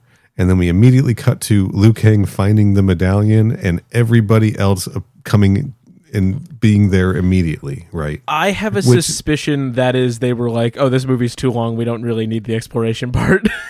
Like, first of all, it made it feel, and then when they go to the Nether Realm, they're like, we need a guide in the Nether Realm. How are we going to find, and then they go into the Nether Realm with Hanzo, and they're like, how are we ever going to find the medallion in this place? And Hanzo's just like, Bihan's here. And they're just right there, and they get into it immediately, right? Yeah, that I think is a greater indictment too of how tacked on that ultimately is, because they needed the set piece and they wanted the fight with those characters, and then they're like, how do we get them there? Yeah. What if Johnny and Kano just say the name Bihan and Scorpion gets so mad he has to go to hell? I know. He literally goes to, but. Both of those, like, two scenes were like, we got to split up. And I guess technically he was already in hell, but you get my point. I get your point. But they both set up these, like, moments for exploration that are then immediately just cut and we're just, like, right in the shit, which I'm kind of grateful for because I don't think I want 7 minutes of them just bumbling around this castle and like getting into shit, right? I agree. But also, and then just don't write it that way. But also don't write it that way, you know? Just get us into the shit quicker. But I guess we needed them, like Liu Kang, to discover it and have his face off with Shao Kahn and whatever. But there's got to, it just felt incomplete. That kind of felt, right? It made it feel rushed. Liu Kang, when he gets discovered, kind of feels like Liu Kang Sub-Zero from, oh God, let me try to, there's too many pieces of media. Yeah, I can't help you here. Oh, fuck. I'll think of it. I think it's in 95 with the bucket. Like it's yeah. Yes. It felt a little bit like that at the beginning. Sure. Like a little bit. Not like crazy or anything, but like I don't think it's a direct reference. It's just sort of like, oh yeah, No. that. Those 2 big fire dragons he had were pretty sick, but I think it would have been awesome if when he like sent those, and he's like, I'll watch you burn, Shao Kahn, or whatever the fuck he says. And they like fly past him and start burning up Shao Kahn. If they had like, as they passed through him, they had burned his shirt off, so he looked like Liu Kang from Mortal Kombat 1. Yeah, he's Ludi Lin, very shirted. Extremely shirted. He's a very shirted man, which is kind of crazy. And I'm not saying like it just would have been a fun reference, but it did have me thinking like, I get that he's fireproof. Why are his clothes fireproof? They're just clothes. Yeah.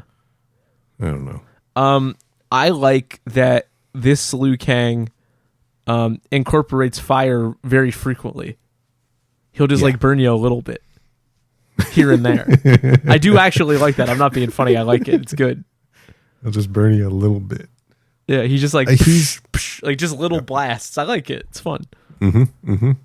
light your cigarette for you. Yeah, he should probably blast his own shirt off, as you said, but Yeah. I do like I want to say the fight scenes. I like that the fight scenes were they weren't all martial arts so much, right? Like the King Jared Shao Kahn fight, like I wanted to say earlier, it felt like a fantasy sword fight, right? Like fighting like a dude, like a knight fighting a barbarian. yeah, Right. And like Shao Kahn's, and I like the way the weapons get thrown around and picked up and used again. It felt very Mortal Kombat 4 in that way, where there's like weapons on the stage that can be used in that manner. But like I like that all of the characters kind of fight differently. It's not all karate, for to be general. Yeah. That said, I do think that this movie suffers at times from cutting too quickly to let the martial artists they do have really show off. And I wouldn't mind letting them show off a bit more. Sure. Yeah. Which is a problem in like every modern fight scene in every movie ever made, is that the camera cuts too much. And like, well, you heard Johnny Cage. Nobody wants that shit anymore. They want Keanu Reeves killing 1 million guys with a pencil. You got Joe Taslim in your movie, and the camera's cutting like fucking crazy. I know. Just let him do some shit. Fucking Really. come on. That the Hanzo Bihan stuff was so underwhelming. I think we're in the minority on not being like super enthused on that. For me, it felt a little bit. It just felt a little bit much. I liked the implementation of the shadow clone, like conceptually. Yeah. Like I thought that it was cool that it could be so distant from Bihan, because that's not something that you get in a 2-dimensional plane. So like leaning into that was fun, but it feels so tacked on that it like underwhelms itself. It was a good way to set up the fight in 2 locations, right? So that the one could be fighting Kano and Johnny Cage in one location, and Hanzo could be fighting the main part in the other location. But I don't know. God, we haven't talked about Baraka at all. I liked Baraka. I don't have a whole lot to say. I liked Baraka. I liked that it wasn't just like a sniveling monster like we normally see. I like that he had a range of emotion, a little bit. I liked that. I have no idea how I feel about it. I still don't know. Well, like, it's been like 4 days. The moment when Liu Kang's like, I challenge you to combat, and he's like, I reject. He's just like, I don't give a shit. Fuck off. Yeah. Then you're like, okay, well, this is like we're dealing with an actual person here. Yeah, like not just like somebody with like emotions and thoughts. Thoughts and opinions, and a real character here, not just like a monster, right? And I thought that overall it was really fun. I think maybe I also found some of that like with Johnny just being like, whoa, a little kind of grating, but it was 1 minute too long, that fight. Yeah, a little too much of that Johnny running away stuff. I do also think that Johnny is a unique character in how frequently he has been mobilized in the animated ones. Like, oh yeah, we also have a really recent reference point for Johnny in movies that aren't just this. So it also just feels like we just have a lot of Johnny in general, which I think for us as viewers in specific is a factor that I know that a general audience does not have to care about. I didn't answer the question earlier. I prefer this Johnny to the Joel McHale Mortal Kombat Legends one. Yeah, I don't think I can exactly pinpoint why, but I do. I think something that I like in the Joel McHale one that we don't have here is that the Joel McHale one is just kind of a douche. More. Yeah, this one wasn't. No, he's just kind of washed and is like auraless. Even like 95 Johnny was a douche. And I think that's that's integral. Legends Johnny was a douche. I think that's integral. It does feel like it's missing something. And like when he's a little mean to that guy in the bar, it doesn't really feel like he's being a douche. It just feels like he's like sorry for himself and drinking. But like, I feel like it's inherent that Johnny's douchiness comes from like an insistence that he is still cool as hell, even if he is clearly not still cool as hell. Mm-hmm. So that might be the thing that I'm hitting on, where I'm like, maybe I do like the Joel McHale one more, just because that feels like fundamental. But you're onto something there. I don't know how much I missed that though. I don't know. Maybe I am willing to concede that there's a version of this where they really turn that dial up, and I'm telling you that I found it grating. Like, I'm willing to acknowledge that, but given that this is what we got, this is how I feel about it. I just don't think I could stand that and Kano, and when they're teamed up at the end. Yeah, that might be why. So I earlier I said the controversial statement that I kind of liked Kano. Mm-hmm. It's still too much, just to be clear. But I did like it more here. Like, I think they got to turn him down like a notch, just like one notch. From like the isn't it funny when an Australian guy says fuck? And it's like, I guess, but not every single time. Like, he makes references to nutsacks and whatnot. Yeah, like the conversation that he has with Quan Chi when he gets an eye is funny. I'm like, I get it. He's a bogan. I get it. It is funny to hear Australian guys talk about nutsacks. I understand that this is what he's like, but you're really laying it on, you know? Yeah. Another character where I think that they maybe just don't quite do enough, or the movie just doesn't have the real estate to do enough, is with Jade, mostly in the turn. Yeah, no, yeah. It feels very like half finished. Right, just immediately. Yeah. She's like, she turns her in and then immediately is like, actually, I'm going to help you. Psych, and smashes. I did think it was cool when she smashed her rod and inactivated its Arcana. Yeah, like inactivated its Arcana. I didn't know that I didn't expect the rod to have Arcana, but that was kind of fun. Mm-hmm. I do like Katana and Jade like together. Like, I think the actors have rapport, and evidently we have just learned that they had worked together before. So it would have been cool to see them do, like, if they had. Well, I guess, I mean, Jade was in the Nether Realm, but it would have been fun to see them like fight together against somebody. Yeah, it's interesting that Sonya is the one who's present for the Shao Kahn fight. Yeah. Because, like, why? And then she just gets, like, knocked out immediately, and you're like, oh, okay. Just kind of didn't need to be here, I guess. Yeah. Fun, interest. There were... What was I going to say? It was a fun... There's some fun game references that get kind of remixed in this, though. Like, we have Katana tied up in the town square instead of Sonya, right? Right.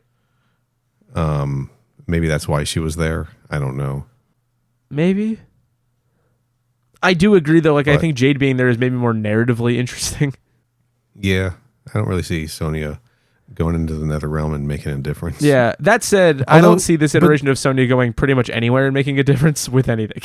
So there would have been something fun about her having to team up with Kano. Right? Right? That's a valid point. Yeah. It's an interesting point. Yeah.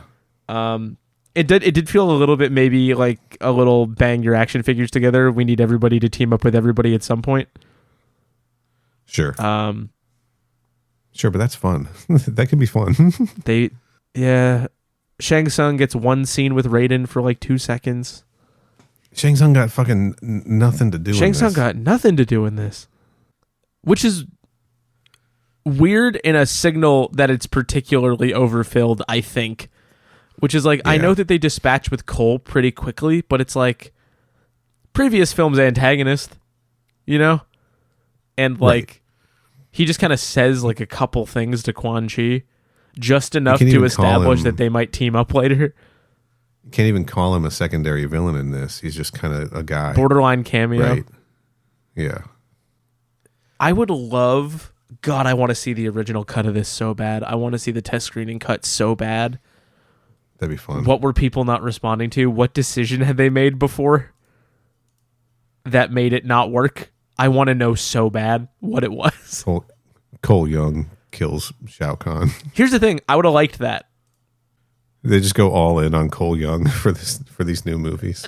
Not even that, but I think like, because if you're doing the resurrection thing, what if Cole Young does get to kill him? And then they like just resurrect him. And you've obviously somewhat recontextualized what the amulet actually does. But what if you resurrect him and make him immortal, and then he like literally comes back and you've transgressed the rules of Mortal Kombat, then you pancake Cole Young like Gallagher? What about that? Yeah. Give him a victory lap and then just like kneecap him. I don't know. Also, I don't know. I just feel like I like Louis Tan. I feel like he kind of got ripped off. Yeah, I think he kind of did. He was on set for like a day, probably. Poor guy. I did get. I have an issue. Oh, sorry. You go. This first, is a final comment on Cole Young. I got a kick out of the fact that they needed to get the announcer to say Cole Young for the credits when they do the song with all the character names, and Cole Young has not been in a game, to my knowledge. Right. So they had to get him say Cole Young so it could match the other characters' names. That was it. I put Cole Young in the next game. Fuck it. Who cares? So one of my other frustrations with this movie is, and I'm going to talk about these characters, the characters in Mortal Kombat. These are assets, right? That the franchise has, and they burned up some good assets in the first movie that would have made this one more fun, right? Like you want somebody to get their soul sucked? Well, no, like it would have been great to have, like, because now we're in the Edenia Kitana stuff, and Melina's not around. Yeah, because she got fucked up in the first movie. It really does feel like an oversight because it's also not a character you could really resurrect with meaningful justification. Like Shao Kahn has no real need to have Melina back, so there's no real push for you to do that. Right, and we've also introduced the Tarkatans, so there's something there. I mean, maybe there's room in the next movie, but I don't know. Goro is fucking gone, right? Where do you put Goro in here, though? I don't know. He's in the fucking palace where he should be, or they go down to Goro's lair and they're fighting in the dungeon. I don't know. Here's the thing that really grinds your gears. Was a real fucking missed opportunity. Sonya fights Sindel in the bottom of the pit stage. Yeah. I thought the gimmick of the spikes appearing at random was kind of fun. That was cool. But that is famously where you fight Reptile in the first Mortal Kombat game, right? If you unlock the secret fight. Right. But they fucking wasted Reptile in the first movie. Would have been really fun to have a Reptile down there. Please, it's size off. Oh, fucking excuse me. Right. We got Jade in this movie. It would have been pretty fun to have the Living Forest show up because Jade was all poking her head out from behind the tree in the Living Forest, right? We get a tree with a gnarled face. Yeah, but they didn't have a fight there, right?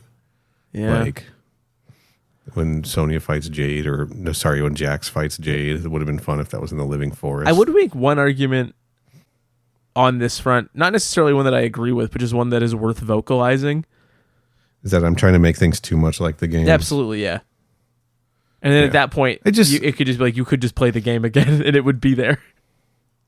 I know, but those are just kind of fun things. I mean, I do think it was kind of like watching this movie, which did feel more like Mortal Kombat, capital M, capital K. I think for better and worse, it feels more like Mortal Kombat is the thing. And thinking about how Goro fought Cole Young after busting through his garage. Like the Kool-Aid Man. Like the Kool-Aid Man. And Syzoth got killed in a mobile home, right? Which I think is also what's going to happen to the Kool-Aid Man. That's what I've heard.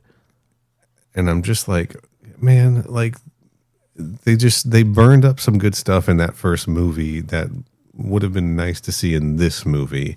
And then they, I don't know. And then maybe there was a more refined version of this movie that could have had some of that stuff, because they wouldn't have had to, like, I think it's a problem that they just didn't have a good foundation, right? Like this movie was already back, like back a step. Yeah, they didn't have a good foundation, but then I also think that, so that's true, but I do really stand by my assessment that I think they've overcorrected as well. Like, was the foundation perfect? No. But also, to me, in some ways, in the ways that it feels both overfilled and flat, it feels like it is partially that way because they were like, we need to get a bunch of video gamey ass shit in here to compensate for that. And here's everybody. Here's a bunch of stuff that we know. Here's all of it right now. Here, we got it. Don't worry. And that kind of feels like too much, almost. Where then we get into criticisms where it's like, we don't get enough time with this character. This character feels inert or unfinished or underutilized, and Yeah, I know. But if they didn't like have shit going on in the first movie, like Goro having to like pop up in Cole Young's garage and get in a fight and whatever else, they could have taken some of the shit from this movie and put it in the first one in a better way that felt more like Mortal Kombat. I also and then this movie wouldn't have felt so like dense and like had to do so much to overcorrect, because it felt like it fit had so much stuff to. in. Whether it did or didn't, I guess, is up to the audience, but it certainly felt like it had to, as they were making it. There's a way to like repartition these two hard drives to like store everything better together. Yeah. So here's what I would say. Do you know what would make some of the stuff in Mortal Kombat 2021 work better? What's that? If it was Mortal Kombat 3 and a different Mortal Kombat 2021 existed. If by the third movie you want Goro jumping out of a garage, I'm fine with that. Sure. Genuinely. Like, yeah. Because that means you did all the stuff I would have expected you to do by that point, and you can show me some weird shit like Goro jumping out of a garage. Yeah. I think part of the miscalculation they made was just doing that too early. Like, the Earthrealm invasion is Mortal Kombat 3 in the games for a reason. Right. It's because they were setting some stuff up before that. What are the fucking rules? There's no goddamn rules in this continuity. I mean, they're still invading Earthrealm in this for no fucking reason. They're still popping in and killing. Yeah, it's closer. Gods. The tournament's at least underway, but it's somewhat structureless still. The other thing too is it's not clear who all of Outworld's combatants actually are either, because that's not really our main focus. Shao Kahn, Sindel, Katana, and then I guess Kung Lao. I guess it's Kung Lao and Jade. I guess. Jade. I guess it is clearer. It just felt muddled to me. But saying it out loud, that is who it is. Yeah. I like the little crystals up in the sky. Was literally about fun. to say that. I think that's great. Yeah. I will admit, when I saw them in the trailer, when little glowing lights were popping into the sky, I thought it was going to be the Elder Gods. Oh, no, man! It's the Titans. It's Chronica's Hourglass up there. God, they're gonna Don't do that. Did you see that? Did you see who this series isn't going to last long enough for them to be able to do that? Do you want to know what fight they fucking cut out of this movie? What's that? Sonya and Tremor. No, I saw that. I did read that article. So if you think that we're not close to Chronica, you're out of your mind. They replaced it with Sindel. That's all they did was they stuck Sindel in there instead. So yeah, not a lot of Sindel. Doesn't really need to be here. Doesn't really need to be there. No, is here honestly. because it's what happens in the lore. Because it's Edenia, right? Yeah. We're dealing with Edenian shit. But like we get more Jared than we do Sindel, and she's ostensibly a character in the movie for longer and has a bigger role. But I'm just gonna say we're sitting in Edenia this long. I didn't see any fucking Easter eggs pointing me towards Taven. Zero. I don't think they're doing it. I don't think even if they made a fourth one, they would be doing it.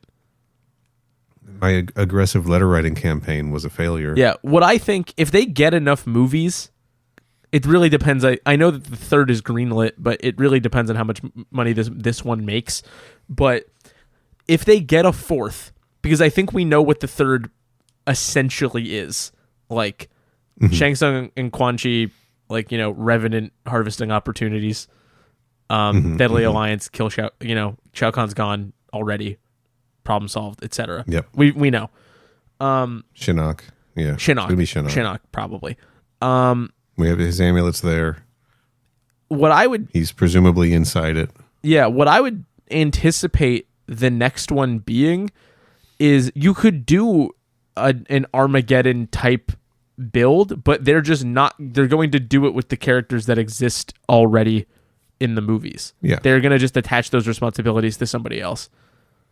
Yeah, well, Cole Young's already got the armor of the gods basically as his arcana, so. Right, and also I think that between that and the fact that you have several Edenians already available, they would just like sort of keyboard smash traits of Taven and Dagon into the pre-existing character pool. I know, it's unfortunate. It's also probably the simplest way to actually accomplish that, so I understand that. I think introducing people to the idea of Taven, I don't know if the world's ready for that in like a cinematic form.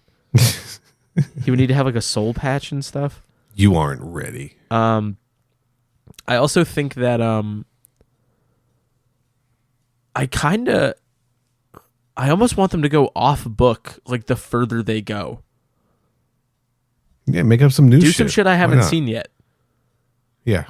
Bring Natara back. Because you were pulling from a really weird pool in that first one. So. Yeah, just go again. I think it would be fun to go down roster a little more. Why not?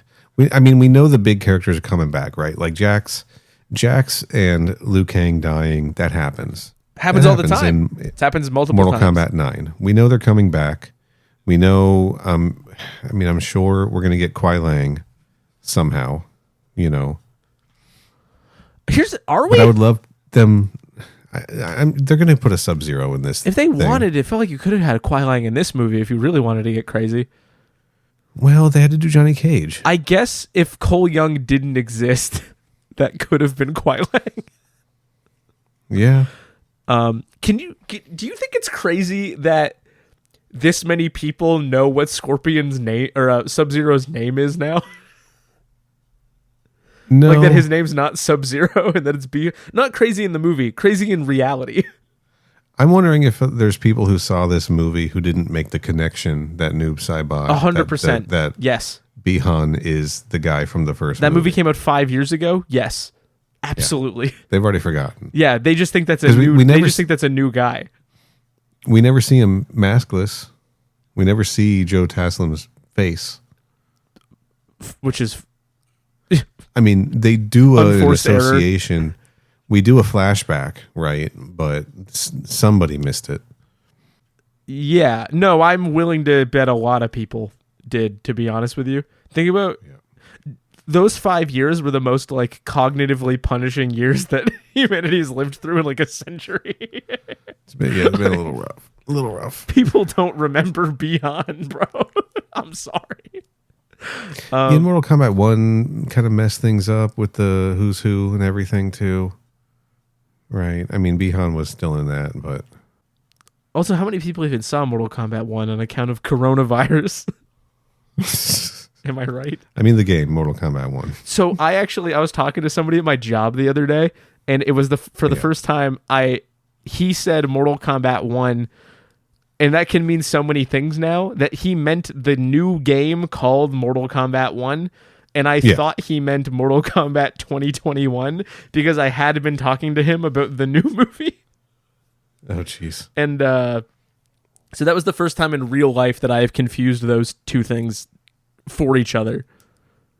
It's such a confusing fucking franchise now. It's so stupid. And I also think that this movie, just broadly speaking, like, I know I just said I haven't seen any Tom Holland movies, but this movie MCUifies itself in a way that I just don't really care for. Yeah. That's just me. It's always... Does it really? If that ending shot, yeah. Of all the people walking? Absolutely. Of Absolutely, yes. Of all our Earthrealm warriors walking. And I would also say, like, I would actually wager that the Johnny and Baraka stuff feels the most like that. And a little silly. And then also, it's just, here's a billion people, the stakes are non-existent. Dudes rocking out, fighting some guys, big laser or whatever, quips and shit. Yeah. Feels like it's a very safe, like, structural choice. Right. We're set up for a formula now, right? Yes. We're a little bit set up. I mean, the tournament's over. Shao Kahn's defeated. I mean, yeah, we need to get our friends back or whatever. Mortal Kombat 3 is going to feel a lot like Mortal Kombat 2. We're a little bit set up for a formula now. Yeah, well, because it's going to be, we got to go to the Nether Realm. Guys from Outworld are going to come to Earth. They're going to get up to shit they're not supposed to be getting up to.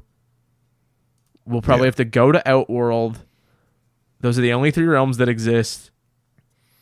We may or may... Actually, well, I guess we might get a Denia because they've done a lot of effort to establish that. A new big bad arrives, Shinnok is and then here. we have to collect our heroes to fight back. By the end of the movie, Shinnok will probably be defeated. Yeah. Whatever. I mean, that's not that different from the video games. If they were right? brave, I mean, they would make Mortal Kombat Mythology Sub-Zero. Fuck yeah. Damn, give us the prequel. Or they would remake the web series. Give us some cyborgs next time, right? Get Cyrax and Sector in there. Oh my god, they might, if they try to do that in the next movie, it's too soon. We have too many people as it is. I don't think you can introduce a cyborg. Mortal Kombat 3.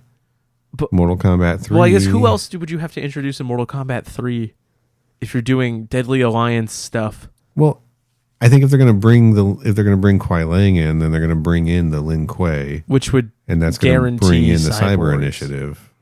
Yeah. At that point, that movie would certainly feel too full. I think Maybe. you're doing Deadly Alliance and Shinnok and the Cyber Initiative in one movie. Yeah, why not? It just seems busy. And Taven. And Taven. And Taven's in the background collecting Kamidogu or whatever. And Kira. And yeah, Kiri and Anka are there for some Bo reason. Raicho. And Omijus is telling people's fortunes. Havoc. Sing and Sang are turning into Sayang. Finally. Just looks like fucking Pepsi Man. Yeah, I don't know. You got any more thoughts? I mean, it's commendable that it's better, but it's better to me in such a superficial way that I still left it disappointed, and I find that frustrating because I don't know if that's my fault or the movie's fault at this point. The answer is probably a little bit of both. But I do truly just think that, for me, some of the reaction being as positive as it is by comparison and not on the movie's purely on its own merit. But I think it's winning a lot of positive assessment by virtue of not being the movie from 2021. But that doesn't for me escape from the issues that I do have, which is like truly, I do think a lot of it feels pretty like flat and affectless and empty in a way I find annoying. And I think that also speaks to like the haphazardness of some of those editing decisions or things like with IMAX or dialogue cadence or whatever. But that is not to say that there are things in it that hang on, I was about to say a very confusing sounding sentence. That's not to say it doesn't have things that work, because it does, but not enough to warrant widespread adulation. I think a lot of that is coming from just not being what the other one is and feeling more familiar. And I just don't know if that's enough for me. I got you. In summation. I don't hate the last movie, right? It's not I wasn't dog as down shit. on it. It's just not really what anybody wanted. No, I know, but even then, it didn't give me everything I wanted. It had a bunch of things in it that I liked, but it didn't all come together for me. So I don't want to weigh this just on the fact that it's better than the last one, though that is the strongest like motivating factor here is like, oh, this has a lot of stuff. This is a better movie than the last one, and it has a lot more of the stuff I like than the last one did. All of that's true, but I was also kind of just looking at this through the lens of, if I hadn't seen the last one, would this be a satisfying experience? Would this feel like a satisfying movie-going experience? And I honestly think that it would still work if it had no connection to the last one, if I had walked into this like without seeing Mortal Kombat 2021. So I don't think I'm entirely grading this just in comparison to its previous movie. It is hard to not compare this to all of the Mortal Kombat shit that we have seen, though. And I guess that is kind of our job in a way. And read and watched and whatever else. And at the end of the day, any way I slice it, this is certainly better than a lot of it. Rank them all right now. No, I'm just kidding. Conquest is at the top. Mortal Kombat 95 is second. All right. Then, it gets really hard after that. Yeah, I wouldn't worry about it. Yeah, bit's over. But I would definitely go back to watch this before I would go back to watch a lot of the other Mortal Kombat stuff, or read or experience or whatever term you want to use. Right? Like, this was better than Defenders of the Realm. This was better than the Malibu comics. This was better than the web series. This was which web series? Better than all of them. Legacy, all of them. Like, you think it's better? You think this is better than Federation of Martial Arts? This was a more complete experience than Federation of Martial Arts. How about that? I don't know if anything's better than Federation of Martial Arts, but sure. Like, this was better than Jeff Roven's novel. So I'm joking a little bit. Can I say a real sentence that I think is true? Yeah. I have never been more excited by Mortal Kombat than watching Federation of Martial Arts for the first time. The reason for that is because it's insane. Yeah. Not because it's good, but I have never been more like electrified by something than being like, "What the fuck am I looking at?" I know. No, that is a special. It's a special thing. Yeah. And like in the grand scheme of films, video game adaptation films, whatever category you want to put this in, this is a pretty strong contender versus a lot of other options in a lot of the categories that you would file this thing in, this movie in. I find this, I think I'm going to revisit this thing pretty often. And you know me, and you know that I revisit things quite often, right? Yeah. So, yeah, I quite liked this. Also, for context, I saw this on the first available Thursday preview screening. I saw this Friday night. And since seeing that, I have not read the review that I agree with about the editing cadence of the dialogue. I actually skimmed before seeing the movie. So I have not read a single piece of reaction to the movie that was not from a Discord that we're in. I haven't seen any of the rest of it. I watched this Friday night and then today. Don't ask me how. You went to the movies. Obviously. this thing is far from perfect, but I found it very entertaining, and I found the parts that I liked really carried it through the parts that I didn't like overall. And honestly, like some good set pieces, some good performances by again the guy playing Shao Kahn. Really, I thought I was really impressed by him. Martin Ford. I found him very, very menacing and just full of charisma. The stuff I didn't like, I think will get ironed out if there's another movie. You know, I think they'll find their footing with writing the Johnny character. I agree with you that Kano was brought a lot of entertainment to the movie in ways that it was lacking otherwise, but maybe there was a little too much and they could turn that down a notch, right? It's either turn it down a notch or do it a couple fewer times. Those are the options that you get. I'm interested to see where it goes from here. I will definitely this has me, as much as like this had a lot of work to do, whether we think that it was work that they should have done or not, this had a lot of work it chose to do.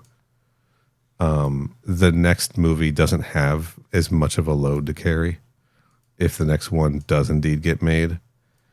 So I'm hopeful that they know what they're doing now, right? Also, if they're making it, it needs to be out by 2028, I think. Yeah. They gotta... We can't go another 5 years. Because some of it, I think, is just a creative momentum thing. Yeah, anyway, that's how I feel. I had a lot of fun with this. That's probably good. Yeah, so I don't know. I think we covered it. 9 out of 10. 15 out of 10. I don't know. I give it like a light 7 right now, but I'm willing to change my mind on that. You know, that's a recency bias rating, right? Right. Yeah, you'd have to sit on it a bit. Yeah. It's no Federation of Martial Arts. It's no Mortal Kombat Conquest, that's for sure. Nothing is, huh? Nothing really is. Nothing is. Add any character from Mortal Kombat Conquest into this movie, and it goes up by about 15 points. It wouldn't take much, would it? I am a mark. I'm the world's easiest mark. Do anything that even remotely resembles. You could have put Kung Lao in a white shirt. Right? And I would have been like, oh, fuck. And a white shirt and khakis. Like, in like some fucking cunty boots. And I would have been like, oh, fuck. Jesus. All right. Yeah, so I guess we'll see you for Mortal Kombat 3. That's right, baby. I don't know. I don't like that I said that, but we're going to leave it in. Yeah. Corey, what do you got? They made another one? Yeah, if you time your listening just right, the next one of those you hear will have Neal on it, probably. Hey, that's cool. If you just listened to this and thought, I want to listen to these guys talk even more, you can go over there, and then you can also hear Liam and Mitch, who are normally there, talk as well. Though, once again, neither of them will be present for this one, so the quarantine continues. Mm-hmm. Yeah, it keeps me in a box and just lets me out when he needs me. Yeah, I think they wrote a song about that. Right? I don't... I'm the man in the box or whatever. Sure. Yeah. From the 90s. Heart-Shaped Box by Nirvana. Yep. That's the one. That's the one. I'm the man in the heart-shaped box by Nirvana. Yeah. Those are the lyrics. By Nirvana's in the song. Mm-hmm. I think I'm talking about Alice in Chains, but whatever. I've got my alien show, Crew Expendable, crewexpendable.net. I have been on a hiatus from that. I know Kenny and our friend Bob have done at least one episode over there. Who knows if they've done another one by now. Other than that, we have a bonus feed as well where we talk about not alien stuff. It's called Crew Expandable, not a Xenomorph podcast. You can subscribe in your podcast app or at coolerbot.transistor.fm. There's only 2 episodes over there, one on Jason X, one on The Faculty, but we will be recording an episode on John Carpenter's The Thing very soon. So that'll be out around the same time as I think They Made Another One's coming out. So All the Neal yeah. you've been craving. Yeah, for someone who's taken a break from podcasting, I got a lot of podcasts to put out. So, yeah. And that's all, folks. And until next time, those were $500 sunglasses, asshole. I'm Johnny fucking Cage. I'm What does he say? Jonathan fucking Cage, and I love lasagna, and I hate Mondays. He says something else, right? I think that's what he says, right? I'm going to beat the shit out of you. I'm Johnny Cage, and I'm going to kill you to death with my fists. I'm Johnny Cage, and I'm fucking your mom. I'm Johnny Cage, and Cage is a stage name because I'm actually descended from an ancient Mediterranean war cult of an impronounceable family name. My name is John Carlton. My name is John Carter of Mars. My name is Jonathan fucking Carter of Mars.